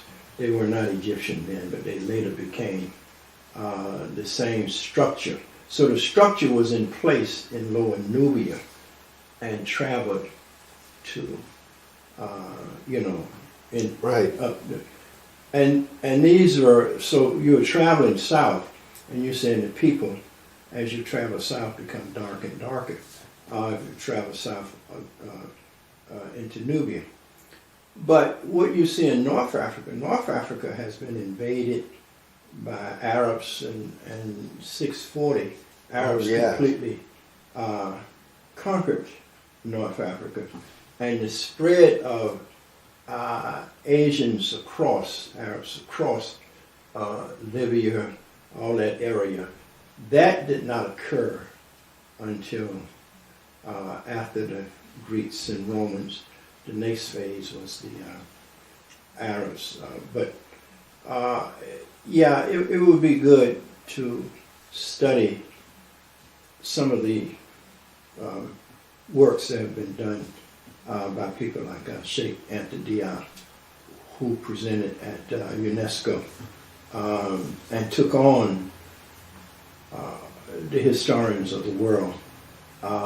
And his work was accepted. It was challenged, but they all agreed that his work was...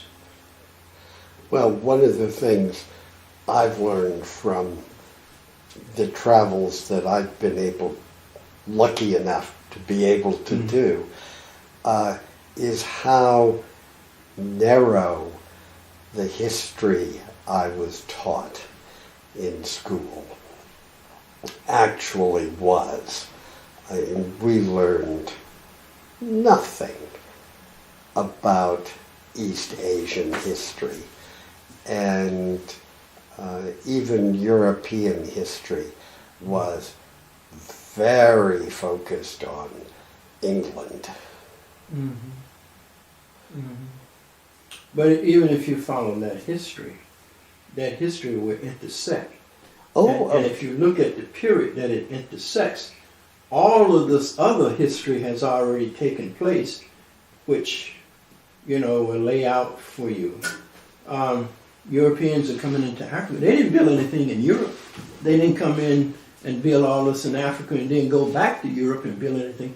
I mean, it just, when you look at it, if you follow the history, you had primarily wars going on in Europe all the time. I mean, they fought one another. I mean, they didn't do any great. There's nothing of great building historically in Europe like the pyramids, the Sphinx, or the temples up and down and down. All of this is modern engineering. Oh, yeah. But historically, Europeans didn't build anything in Europe. And They Well, came in to fact, Africa, and it was all done in Africa when they got a there. lot of Europe wasn't even occupied significantly at the time the pyramids were being built, because the Ice Age Correct. had just made Northern Europe uninhabitable. Yeah, up until around what? How many thousands of years ago? Not that many. I think 7,000s that the Europeans really began to come out. Right, of it. but hardly reached Scandinavia, for example, or even the southern Baltic until 3,000 or so years ago. Right.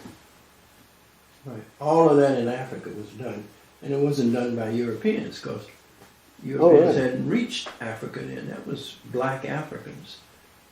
I mean, you know, they weren't Chinese. They were, but you can find plenty of history of Africans going into Europe, and all of your great universities that come out of Europe actually were formulated by the Moors.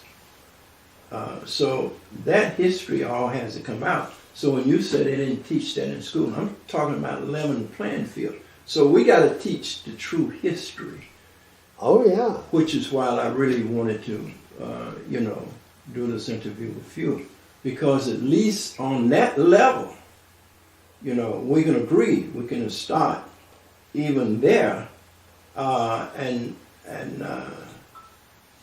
everything else can fall in place. Right. And I think when we see that we are all brothers and sisters, we might not think about killing up a bunch of people that we don't know, ain't never seen, for the benefit of some multilateral corporation who wants their oil or who wants, we might begin to understand that the same blood that flows in my veins flows in your vein. And you and I might have more in common than Chase and Rockefeller taking the oil from, we might find that we need a cleaner source of energy so that the planet can survive. We all can survive. I feel very strongly about that. This And bullshit that's going on with who gonna push the button first, Trump or this is madness. absolute madness. This is madness. And the only way we can is that humanity's got to come together. And madness supporting coal when there is more investment and there is more need for investment and actually more employment Absolutely. in Absolutely. the clean air energies. And we're letting China take over on solar panels. Absolutely. And boy, when we toured the northwest part of China, it's been 5 years ago, as our car moved out, we passed these huge fields of solar panels. We passed huge wind farms. Now there's not much out there, except we also passed serially, was almost like watching a movie, the way you used to flip cards in front of you. Yeah. A huge power tower. Well, yeah. Then there was one almost finished. Then there was a one just starting. Then there was one with all the material next to a concrete pad. Then there was one with just the concrete pad. Then there was one with the excavations for the concrete pad. It was just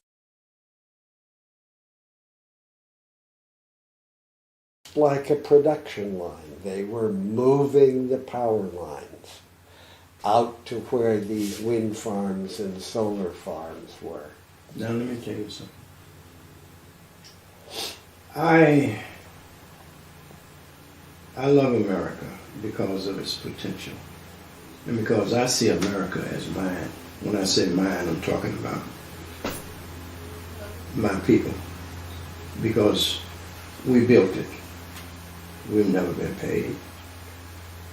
Never been paid for the years of free labor.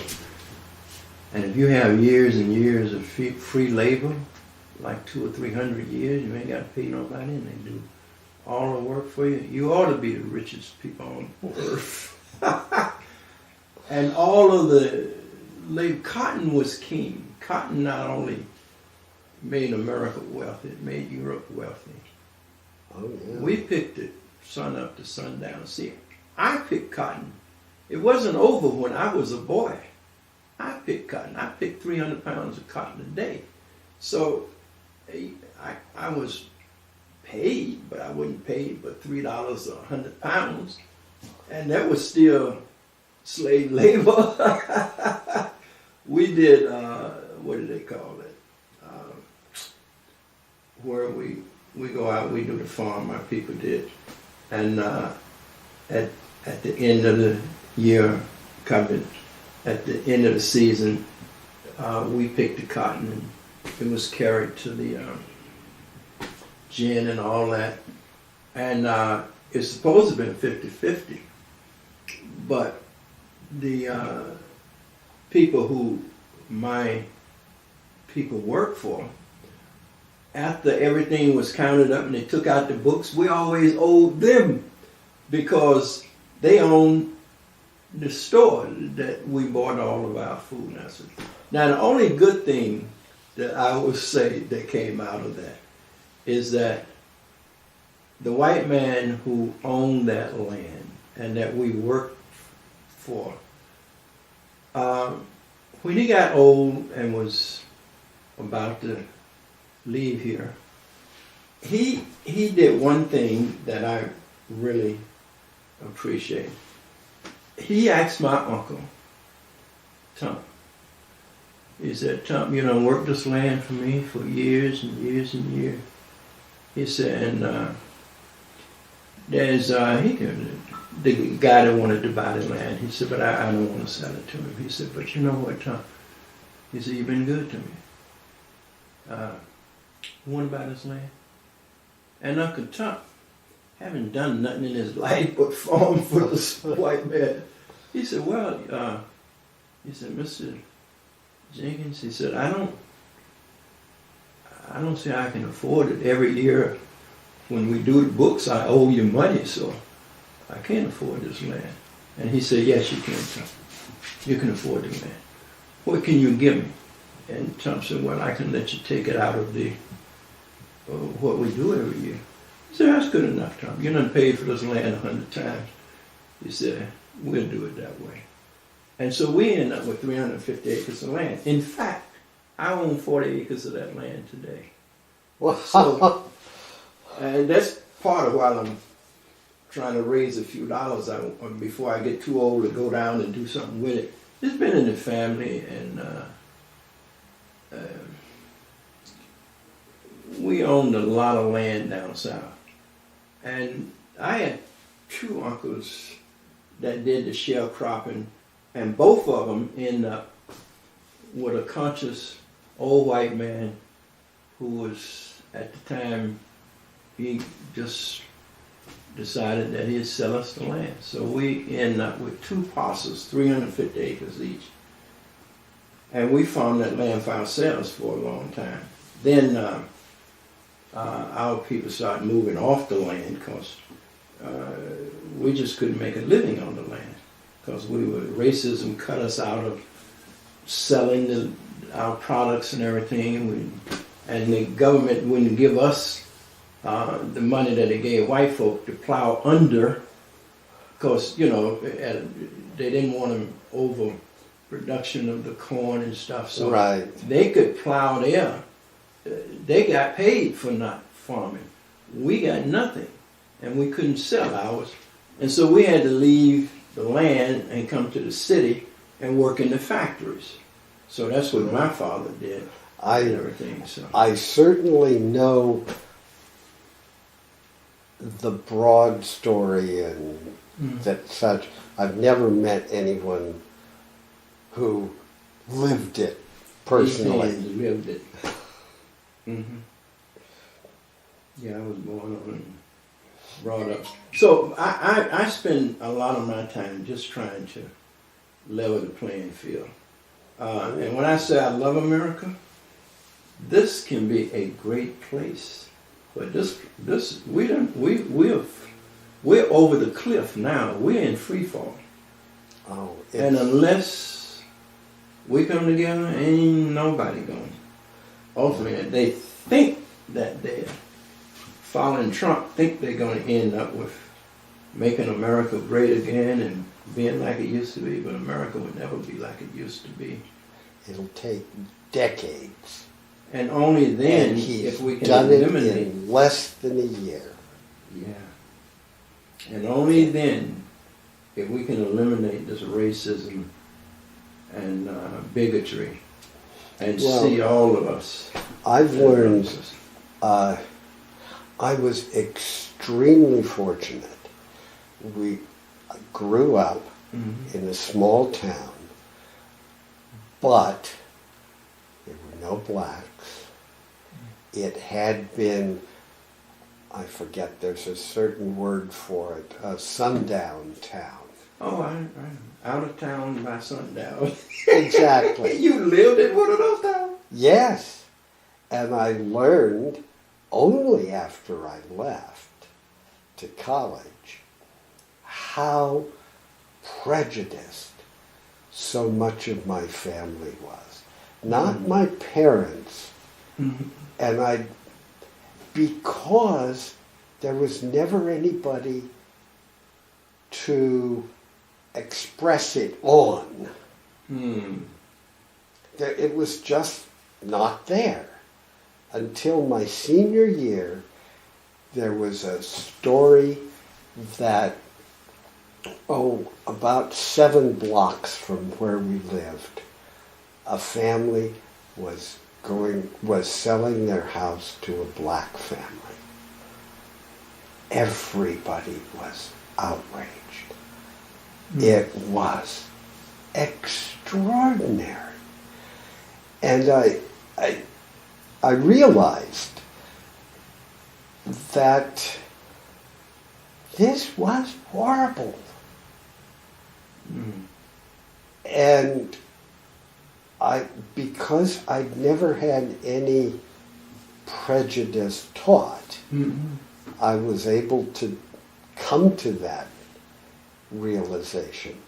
And then I moved away to college and lived in the dormitory, and I got a room on the floor where all the football players were living.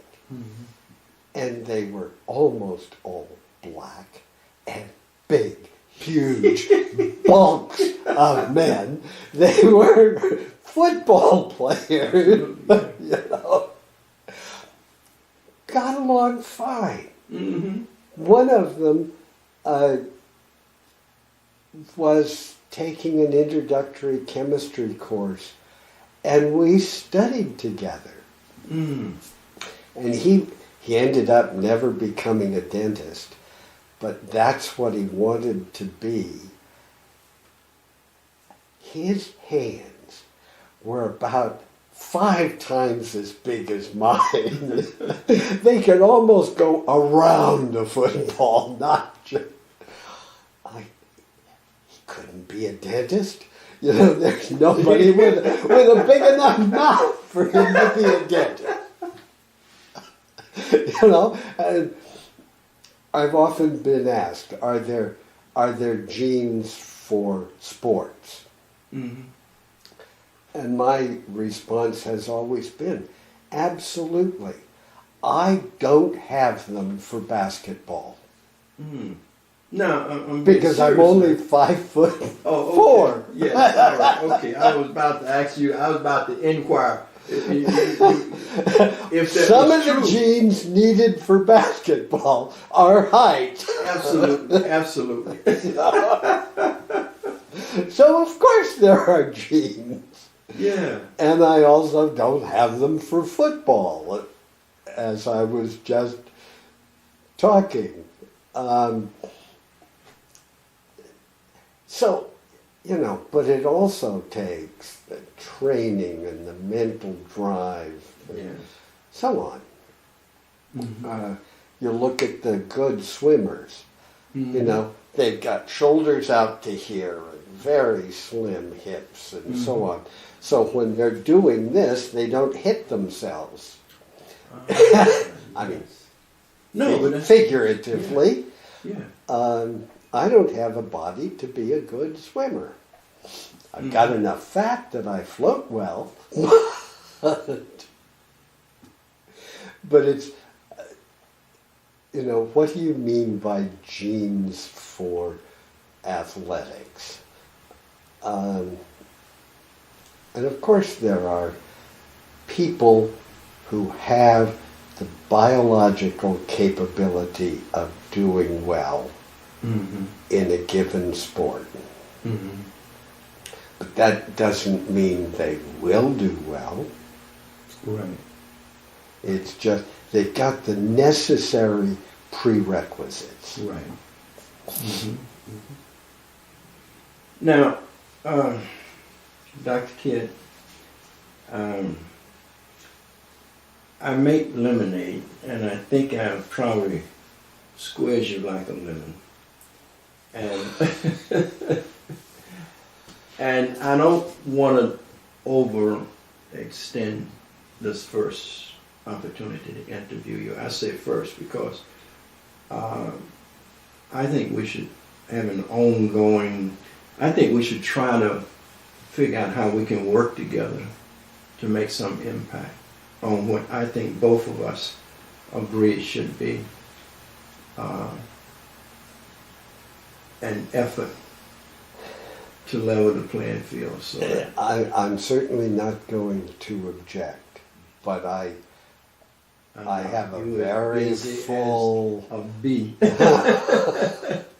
I know. I'm trying, deliberately trying to slow down a bit. Keeping up the work is getting harder and harder. Yeah. And so we're going to travel a little more, take a few days off. We're thinking my sister would like us to come out to California to visit her. She said, I can tell you what I want for Christmas. I want you to come visit as soon as you have a chance. You better go. And so, yeah. And we have been thinking, we wanted to take a few days in January to go someplace warm. Well, if we're in Los Angeles, there are lots of flights down to Cabo San Lucas at the tip of Baja California. And so we might just go, rent a car, drive up to Bakersfield, see my sister, spend 3 or 4 days, come back to LA, turn the car in, and fly down for 5 or 6 days. Just pure relaxation. Oh, wow. You're making me jealous. Well, we've, both Judy and I grew up in poor families. And one of my memories, I must have only been 5 or 6 years old. I was very young, but an indication what an impact it meant. my mother drove downtown and parked, and I think she didn't feel she was dressed appropriately to go in a shop, but she needed something. She gave me a $5 bill to go in and buy this. Mm-hmm. It cost less than $1. Now this is, of course, 70 years ago. Mm-hmm. I lost the change coming back to the car. I have no idea how I did it. I know I got it. She was devastated at having lost that amount of money. Mm. It was really significant. Mm. And that's, how upset she was is something I remember from that very early day. Mm. But fortunately, they were very strong on education. Our town had a very good school system. And I did well. Yes, you did. And so they couldn't afford to send me to college, but I got scholarships Mm-hmm. to college, to graduate school, to go abroad for a postdoc. And Judy also had scholarships until she went for a PhD, which was after we moved to Yale. She enrolled as a regular student in the PhD program there, and I was making too much money for her to get a scholarship. The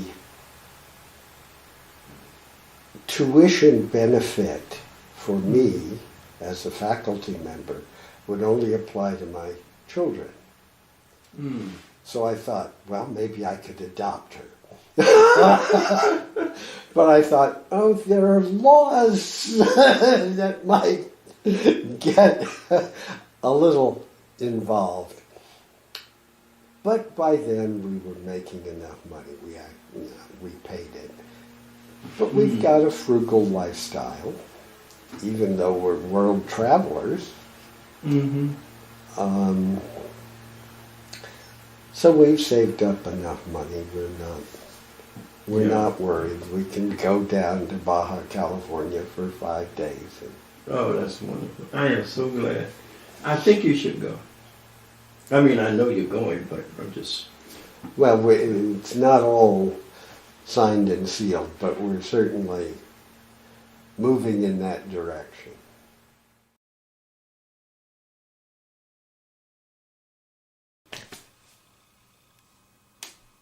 Good afternoon, Dr. Kenneth Kidd. It is my pleasure, really, to do this interview with you. And I might say it has been long in coming, but worth the wait. Well, I hope. No, just talking to you on the phone is where I pull most of the energy for this interview. So if you would, I would like for you to kind of tell us a little bit about yourself and how you came to be involved in this field, genetics. Oh, it started out before I even attended high school. I was always interested in science, and I learned about genetics. The summer before I entered high school was a word I hadn't known before. And then I actually taught myself a lot of genetics out of college textbooks while I was in high school. Had a mentor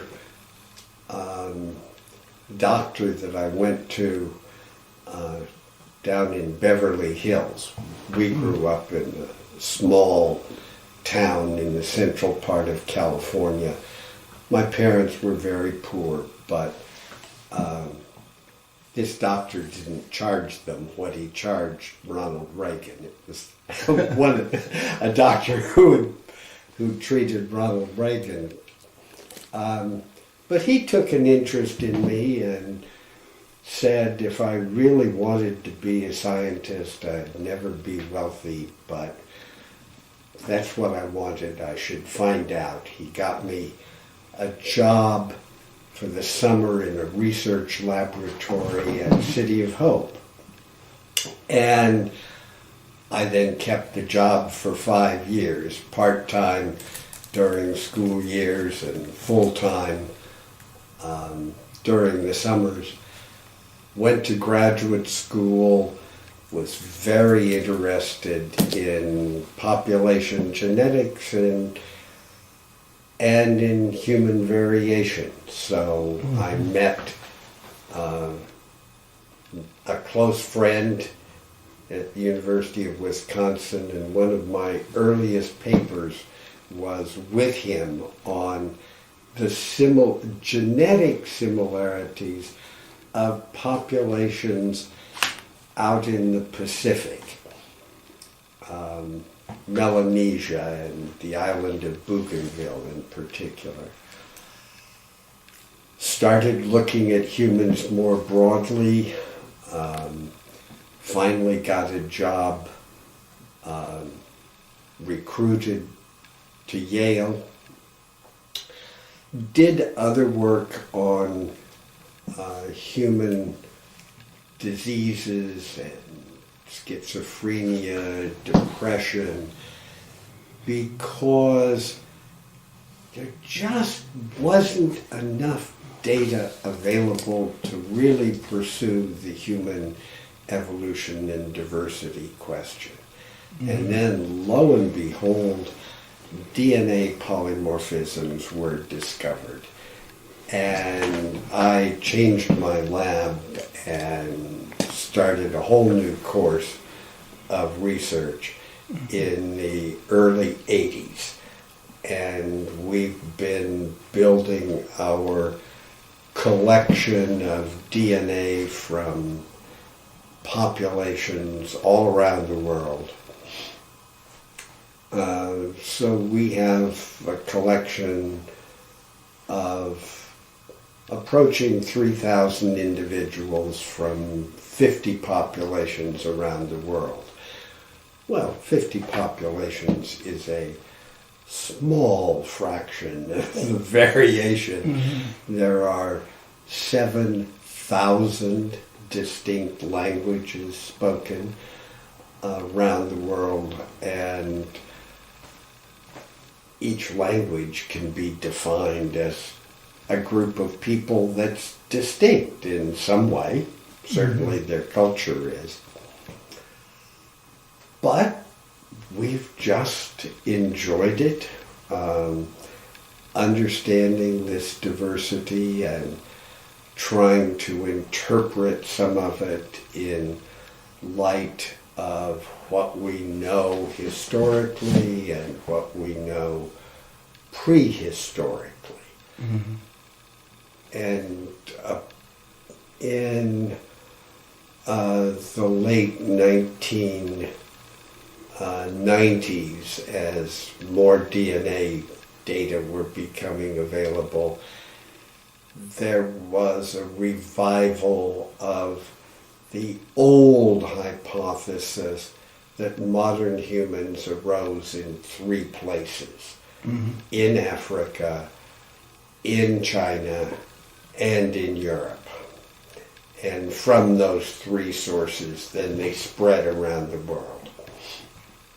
Well, one of our papers was one of the first to provide very strong evidence that that was not the case, mm-hmm. that modern humans arose in Africa and then expanded mm-hmm. out of Africa.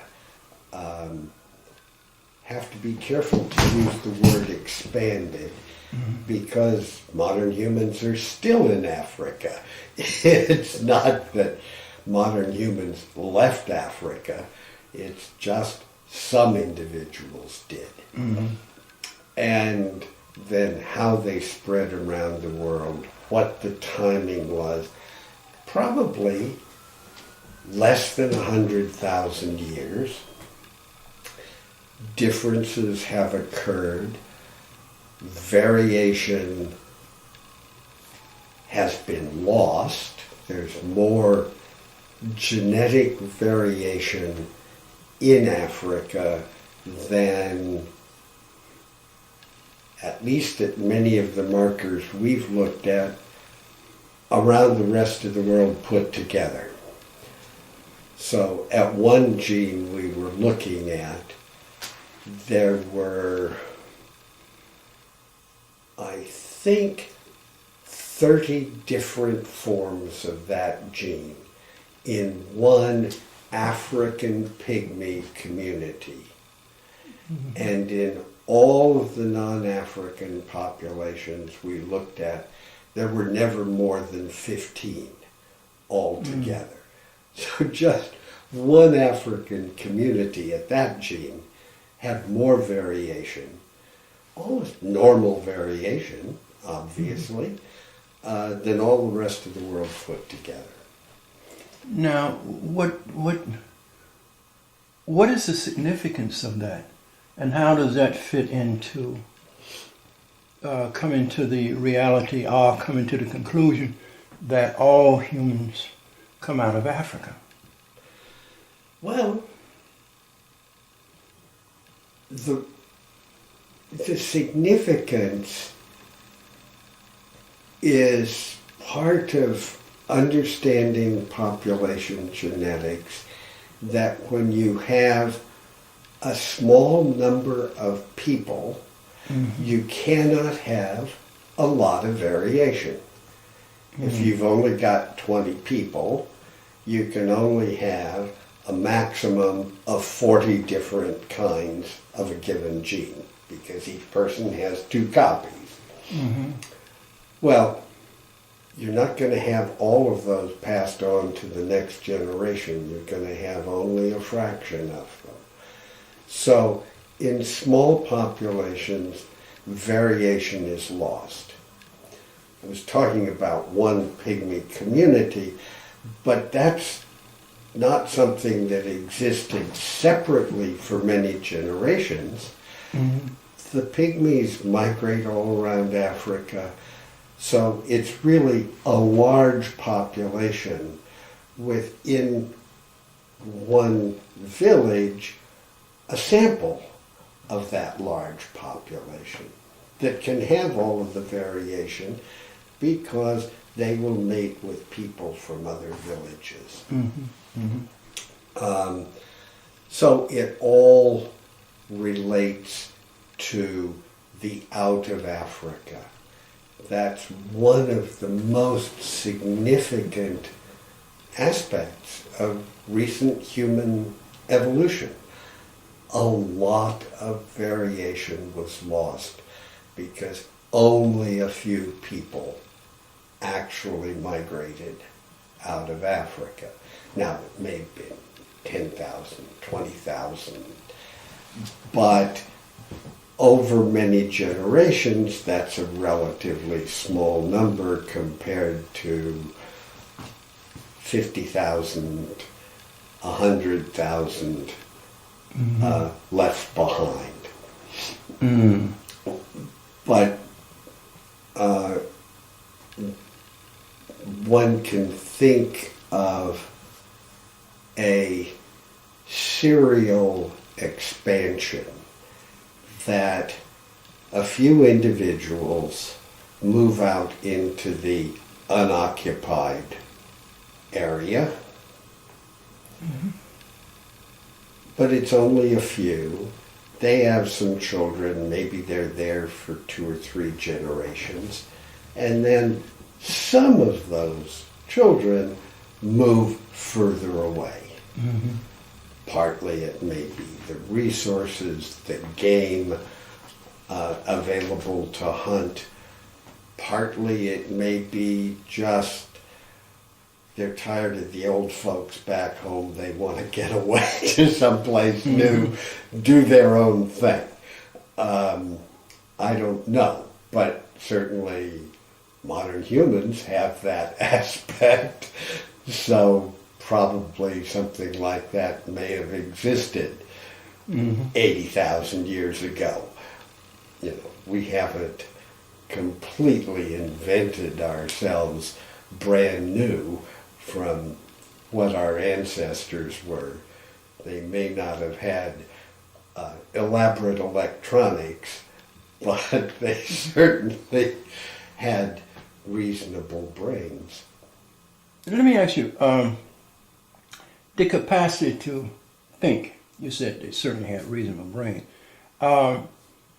Would you say that Homo sapiens sapien back in ancient times thought as well as any modern human being?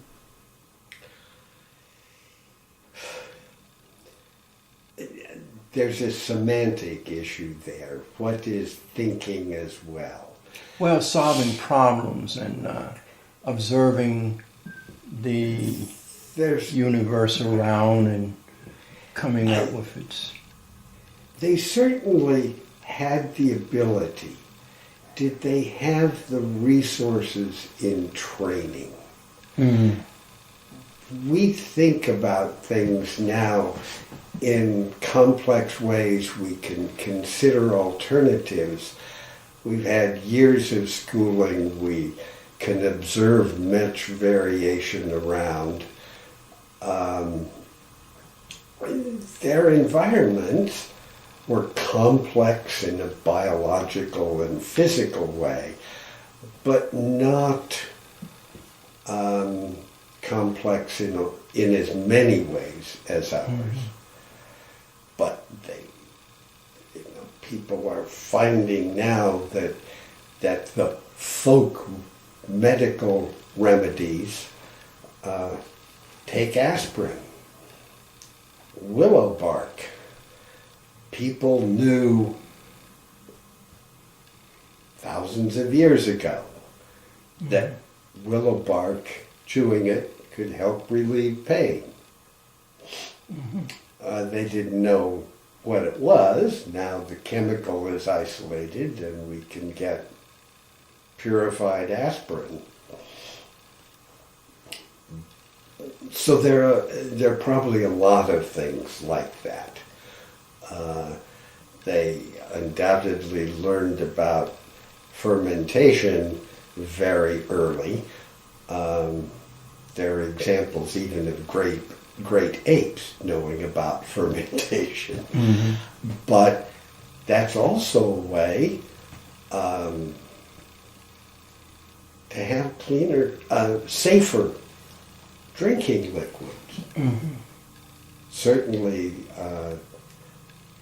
recent times, the Middle Ages, very recent compared to 100,000 years ago, everybody drank beer because you certainly wouldn't drink water that would make you very sick because all of the water was polluted.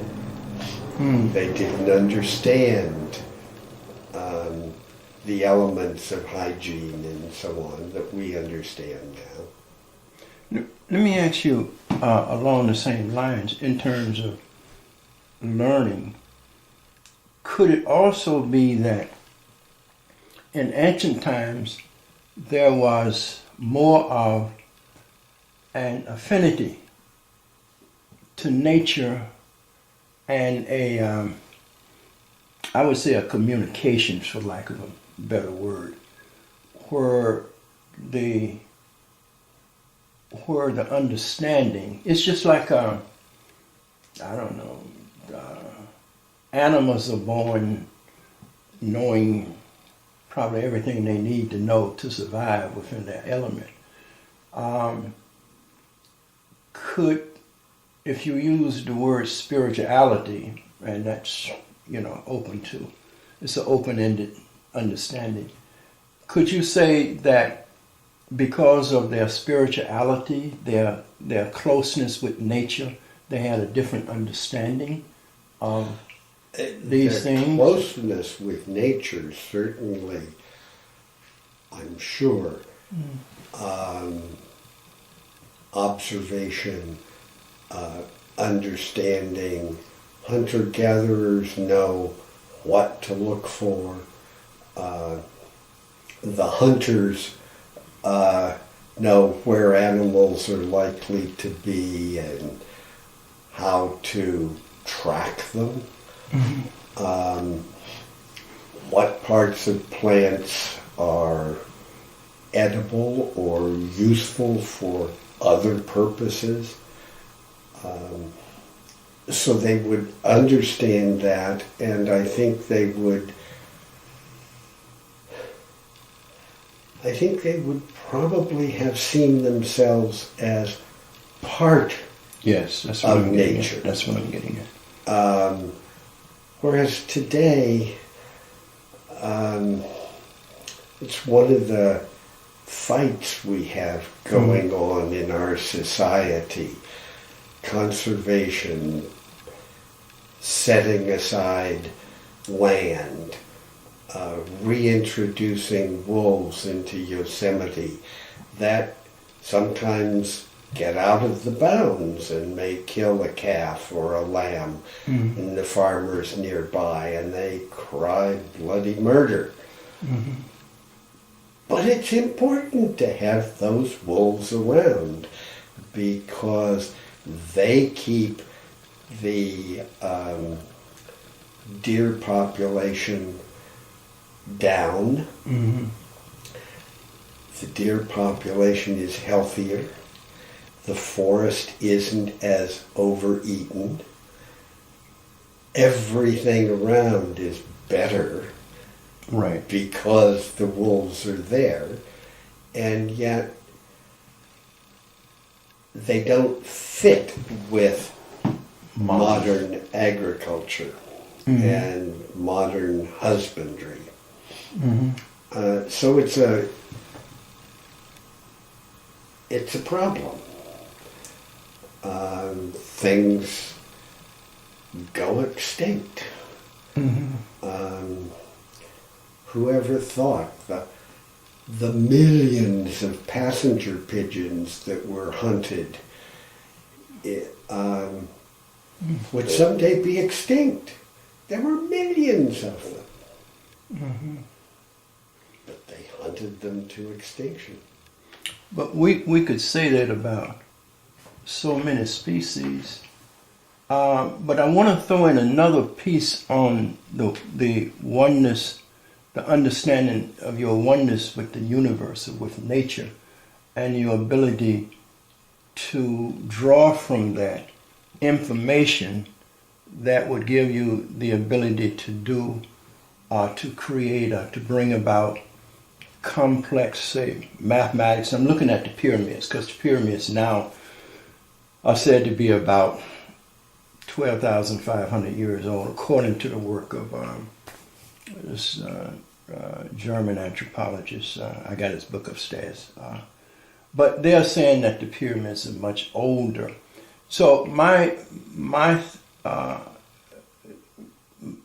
insight would be then, could it be that in ancient times, or the further back you go, maybe humanity was closer to nature and the symbiotic relationship with nature and everything around them, and they were able, it's just like George Washington Carver. George Washington Carver, who invented 300 and something elements of the peanut, said that he went out into the forest and he talked with the plants, and they told him. You know the story? I don't know that story, but it sounds interesting. And they would tell him things to do.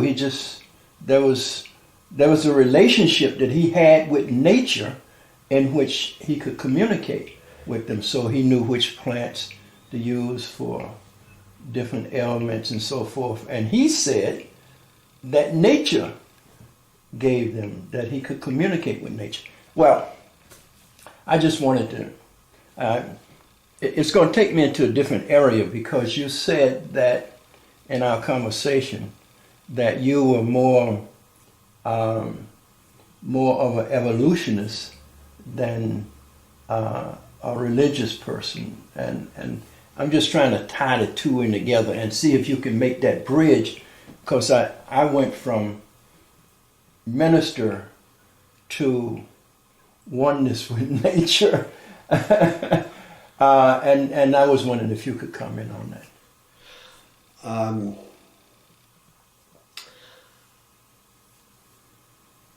I'm certainly an evolutionist. Mm-hmm. Everything in science points to evolution. There are uncertainties about exactly how it happened, but none of that argues against the basic phenomenon. Mm-hmm. And looking at the DNA now at species all around the world, we are genetically closer to plants than we are to fungus. So if you've got some peas on your plate and some mushrooms on your plate, we are genetically related to the peas much more closely than we're genetically related to the mushrooms. And of course, all mammals are closely related compared to birds and many other kinds of animals, going back to, and then to insects, which is, of course, a whole different branch of evolution, but of animals after they came out of the sea. And it's just fact, as far as I can tell. That doesn't, I don't have a particularly strong spiritual sense, Mm-hmm. but I guess my respect for and in the unity of life might be something you would say fell into that range of spirituality. I think I have a very strong moral sense, and that's also related to the unity of life. It's also related to the value of an individual. Yes. Be it an animal, well, of course, humans are animals in one sense, but another kind of animal or another human. And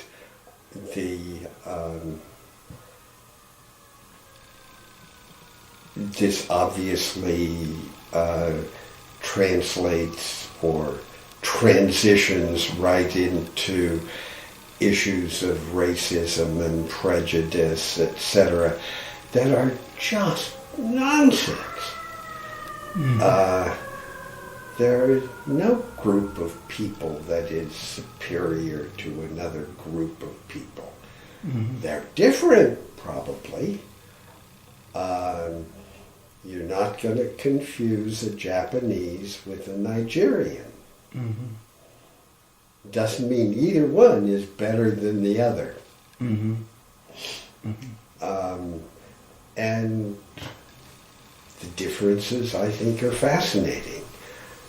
and how they arose. And in one talk I gave, and it was unfortunately very misinterpreted by some people. But I quoted the famous phrase, "We hold these truths to be self-evident, that all men are created equal." But not the same. But then I said, that's a very profound and true moral statement. But it's not a statement of biology. Every individual is biologically unique. You look at any family, okay, all of the siblings may look very similar and similar to their parents, but every one of them is different, just the way they act. Ask any mother who's had 2 children. From day one, when they were taken home, the babies were not behaving exactly the same. Right. So this is nothing new or startling. It's just we can now look at it at the DNA level, but the differences we see are a small fraction of all the DNA, just as the differences between you and me some are visible, some are not readily visible, but we're both modern humans.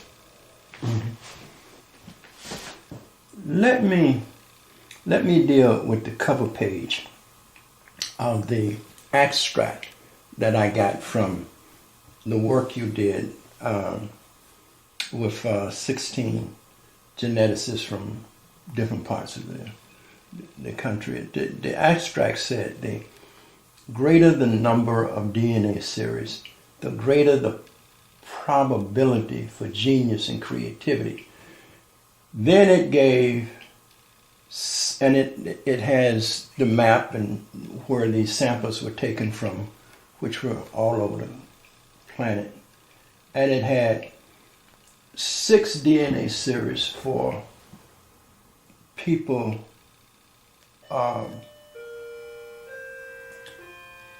for Europeans, and it had 9 DNA series for Africans, and it showed where these samples were taken. You can go ahead on and answer that. I'm just going to let the people, I don't know who they are, but I'm going to see it, and I don't want to cut all these cameras off. Okay. So you can either wait or you can answer. I can hear you. I'm focusing on you.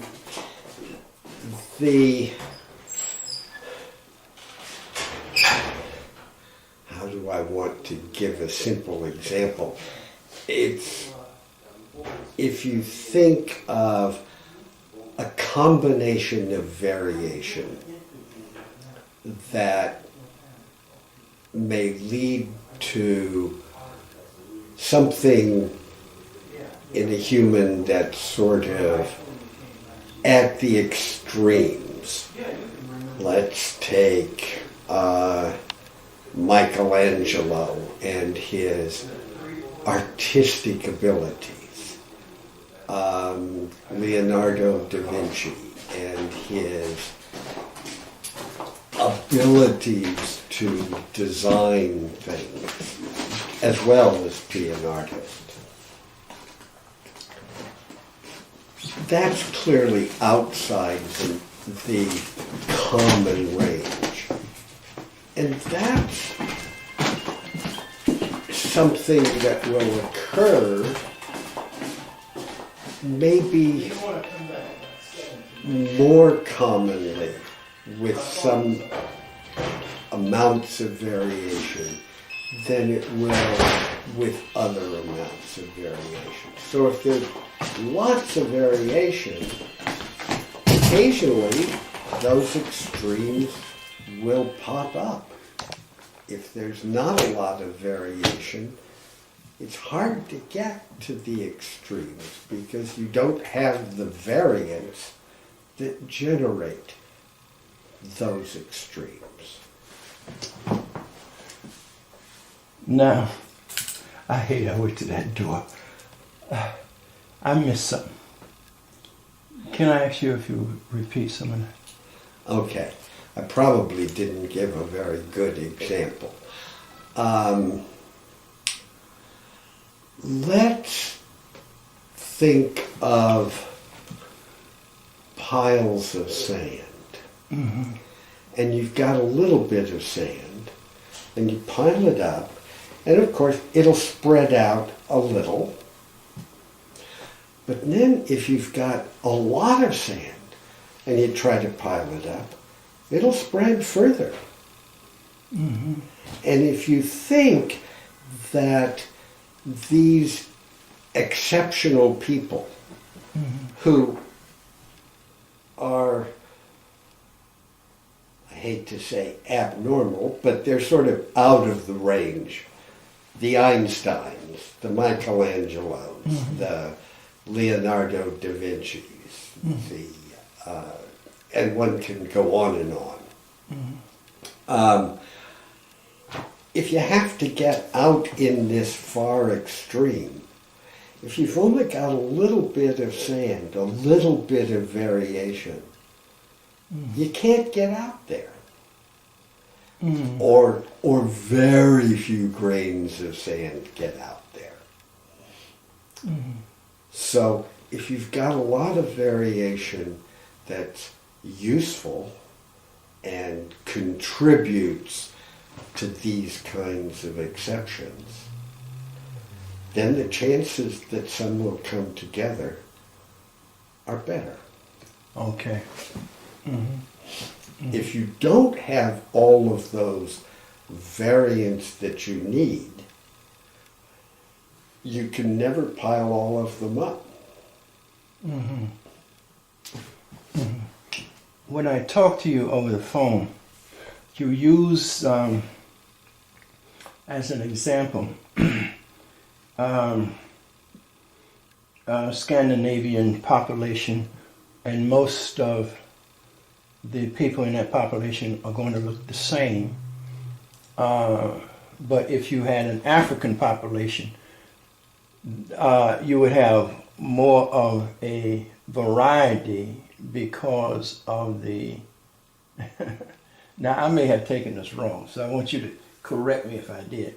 I took it as the African population, because it said that the Africans that evolved below the Sahara, but then I found out they used that because Northern Africa has a lot of Asians and so forth. So the indigenous population would have been African. So it represented all Africa. But because they had more of the original human, and you're going to have to explain this to me, when you talked about polymorphisms and so forth, that they had more of the genetic material that would go back in time to the first or the primer human, and had not over time lost as much of that genetic material. That's right. Okay, can you explain it? Because I have a problem explaining that, and I want to get a grip on it. I'll try. I won't guarantee. All right. Yes, over time, genetic variation happens. Mutations, small changes. Some of them cause genetic diseases. They're very harmful. And those tend to get selected away because a child born with a serious metabolic disorder doesn't live. But lots of other variation may affect very slightly the width of the nose. Now, there's no reason why that would be harmful. And if that variation is still there, that accumulated over time, then you will see variation in the width of the nose. Now, you said African population. There isn't one African population. There are a lot of them. And they differ. Just like a Japanese can tell the difference between another Japanese and a Chinese. I have terrible trouble doing that. Because I wasn't raised tuned in to the very slight differences. But I would argue, extrapolating based on no special knowledge, that one African tribal group can identify individuals from another tribal group, even though I may say they all look alike. That's true. Because I'm not tuned into these very small differences. That's true. All birds, all blue jays look alike, but some blue jays like other blue jays better. So I think that's part of it. By the time there's the loss of variation that I talked about expanding out of Africa. Let me just throw this in here. Could environment, say Africans leaving Africa, going into Europe, and having to survive an environment that was harsh and bitter and cold, develop these variations which are just nature surviving and preparing the people to survive the environment, because they and the environment are one and the same. And nature survives, and it prepares itself for itself to survive. So these variations tend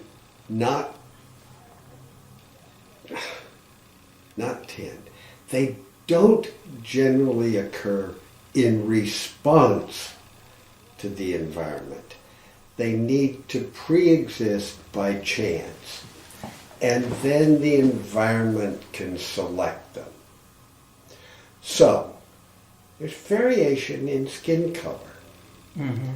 In Africa, dark skin color helps protect against the equatorial harsh sun. Correct. Once you get out of Africa, you're further from the equator. The sun is never as intense.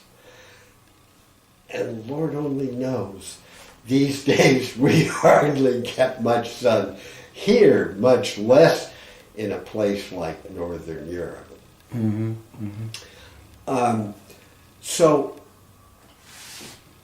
the variation that decreases melanin in the skin allows more sunlight to hit the capillaries and generate vitamin D.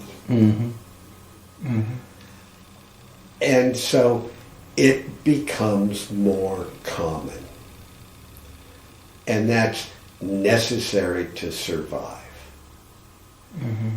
So there's also adult lactose tolerance that is virtually universal in Northern Europe.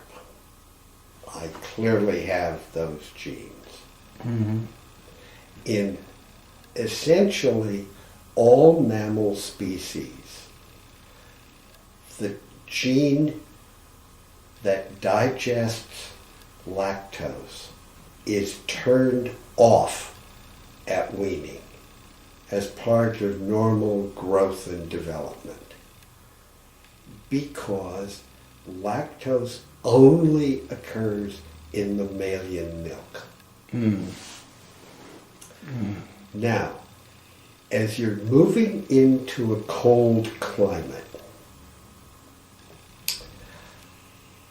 during the long winter, the cow is in the cave or the hut with you, and the baby needs milk. That's fine. But the parents need nutrition too. If they have a better chance of surviving, the baby won't survive if the parents die, if they can also drink the cow's milk. But in most of the world,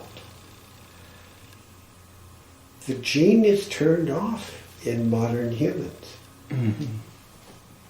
As a Northern European in a very white culture as I was growing up,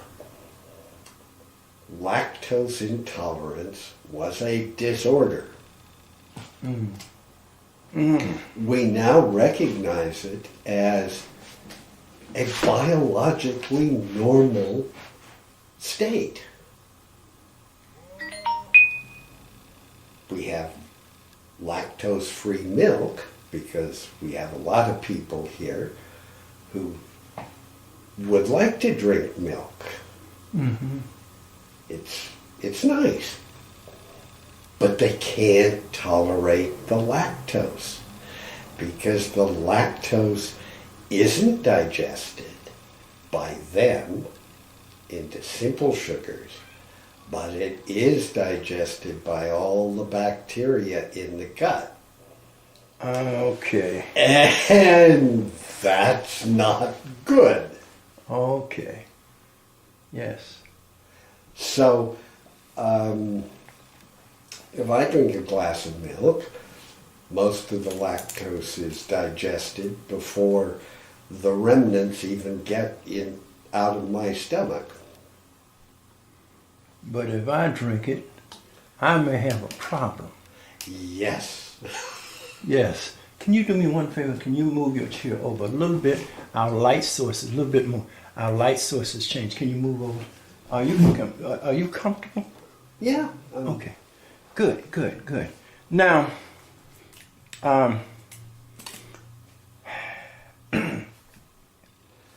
That's I'm hoping.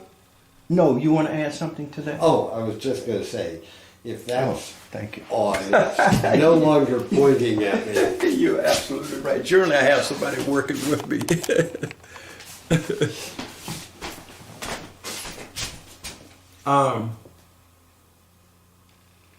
What I would like for you to do is, because I'm not sure that, even though DNA is a common, phrase, but I'm not sure we really understand.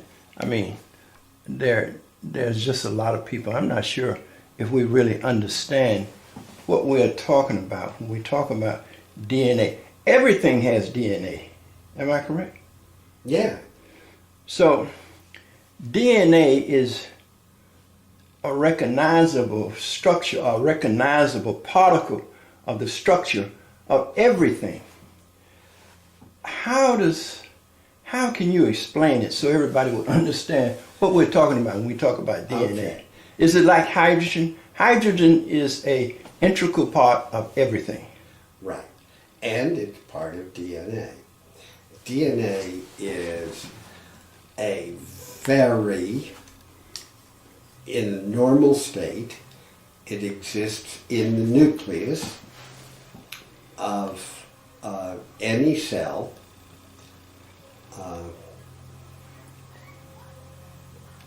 there's an exception in red blood cells, don't have any DNA.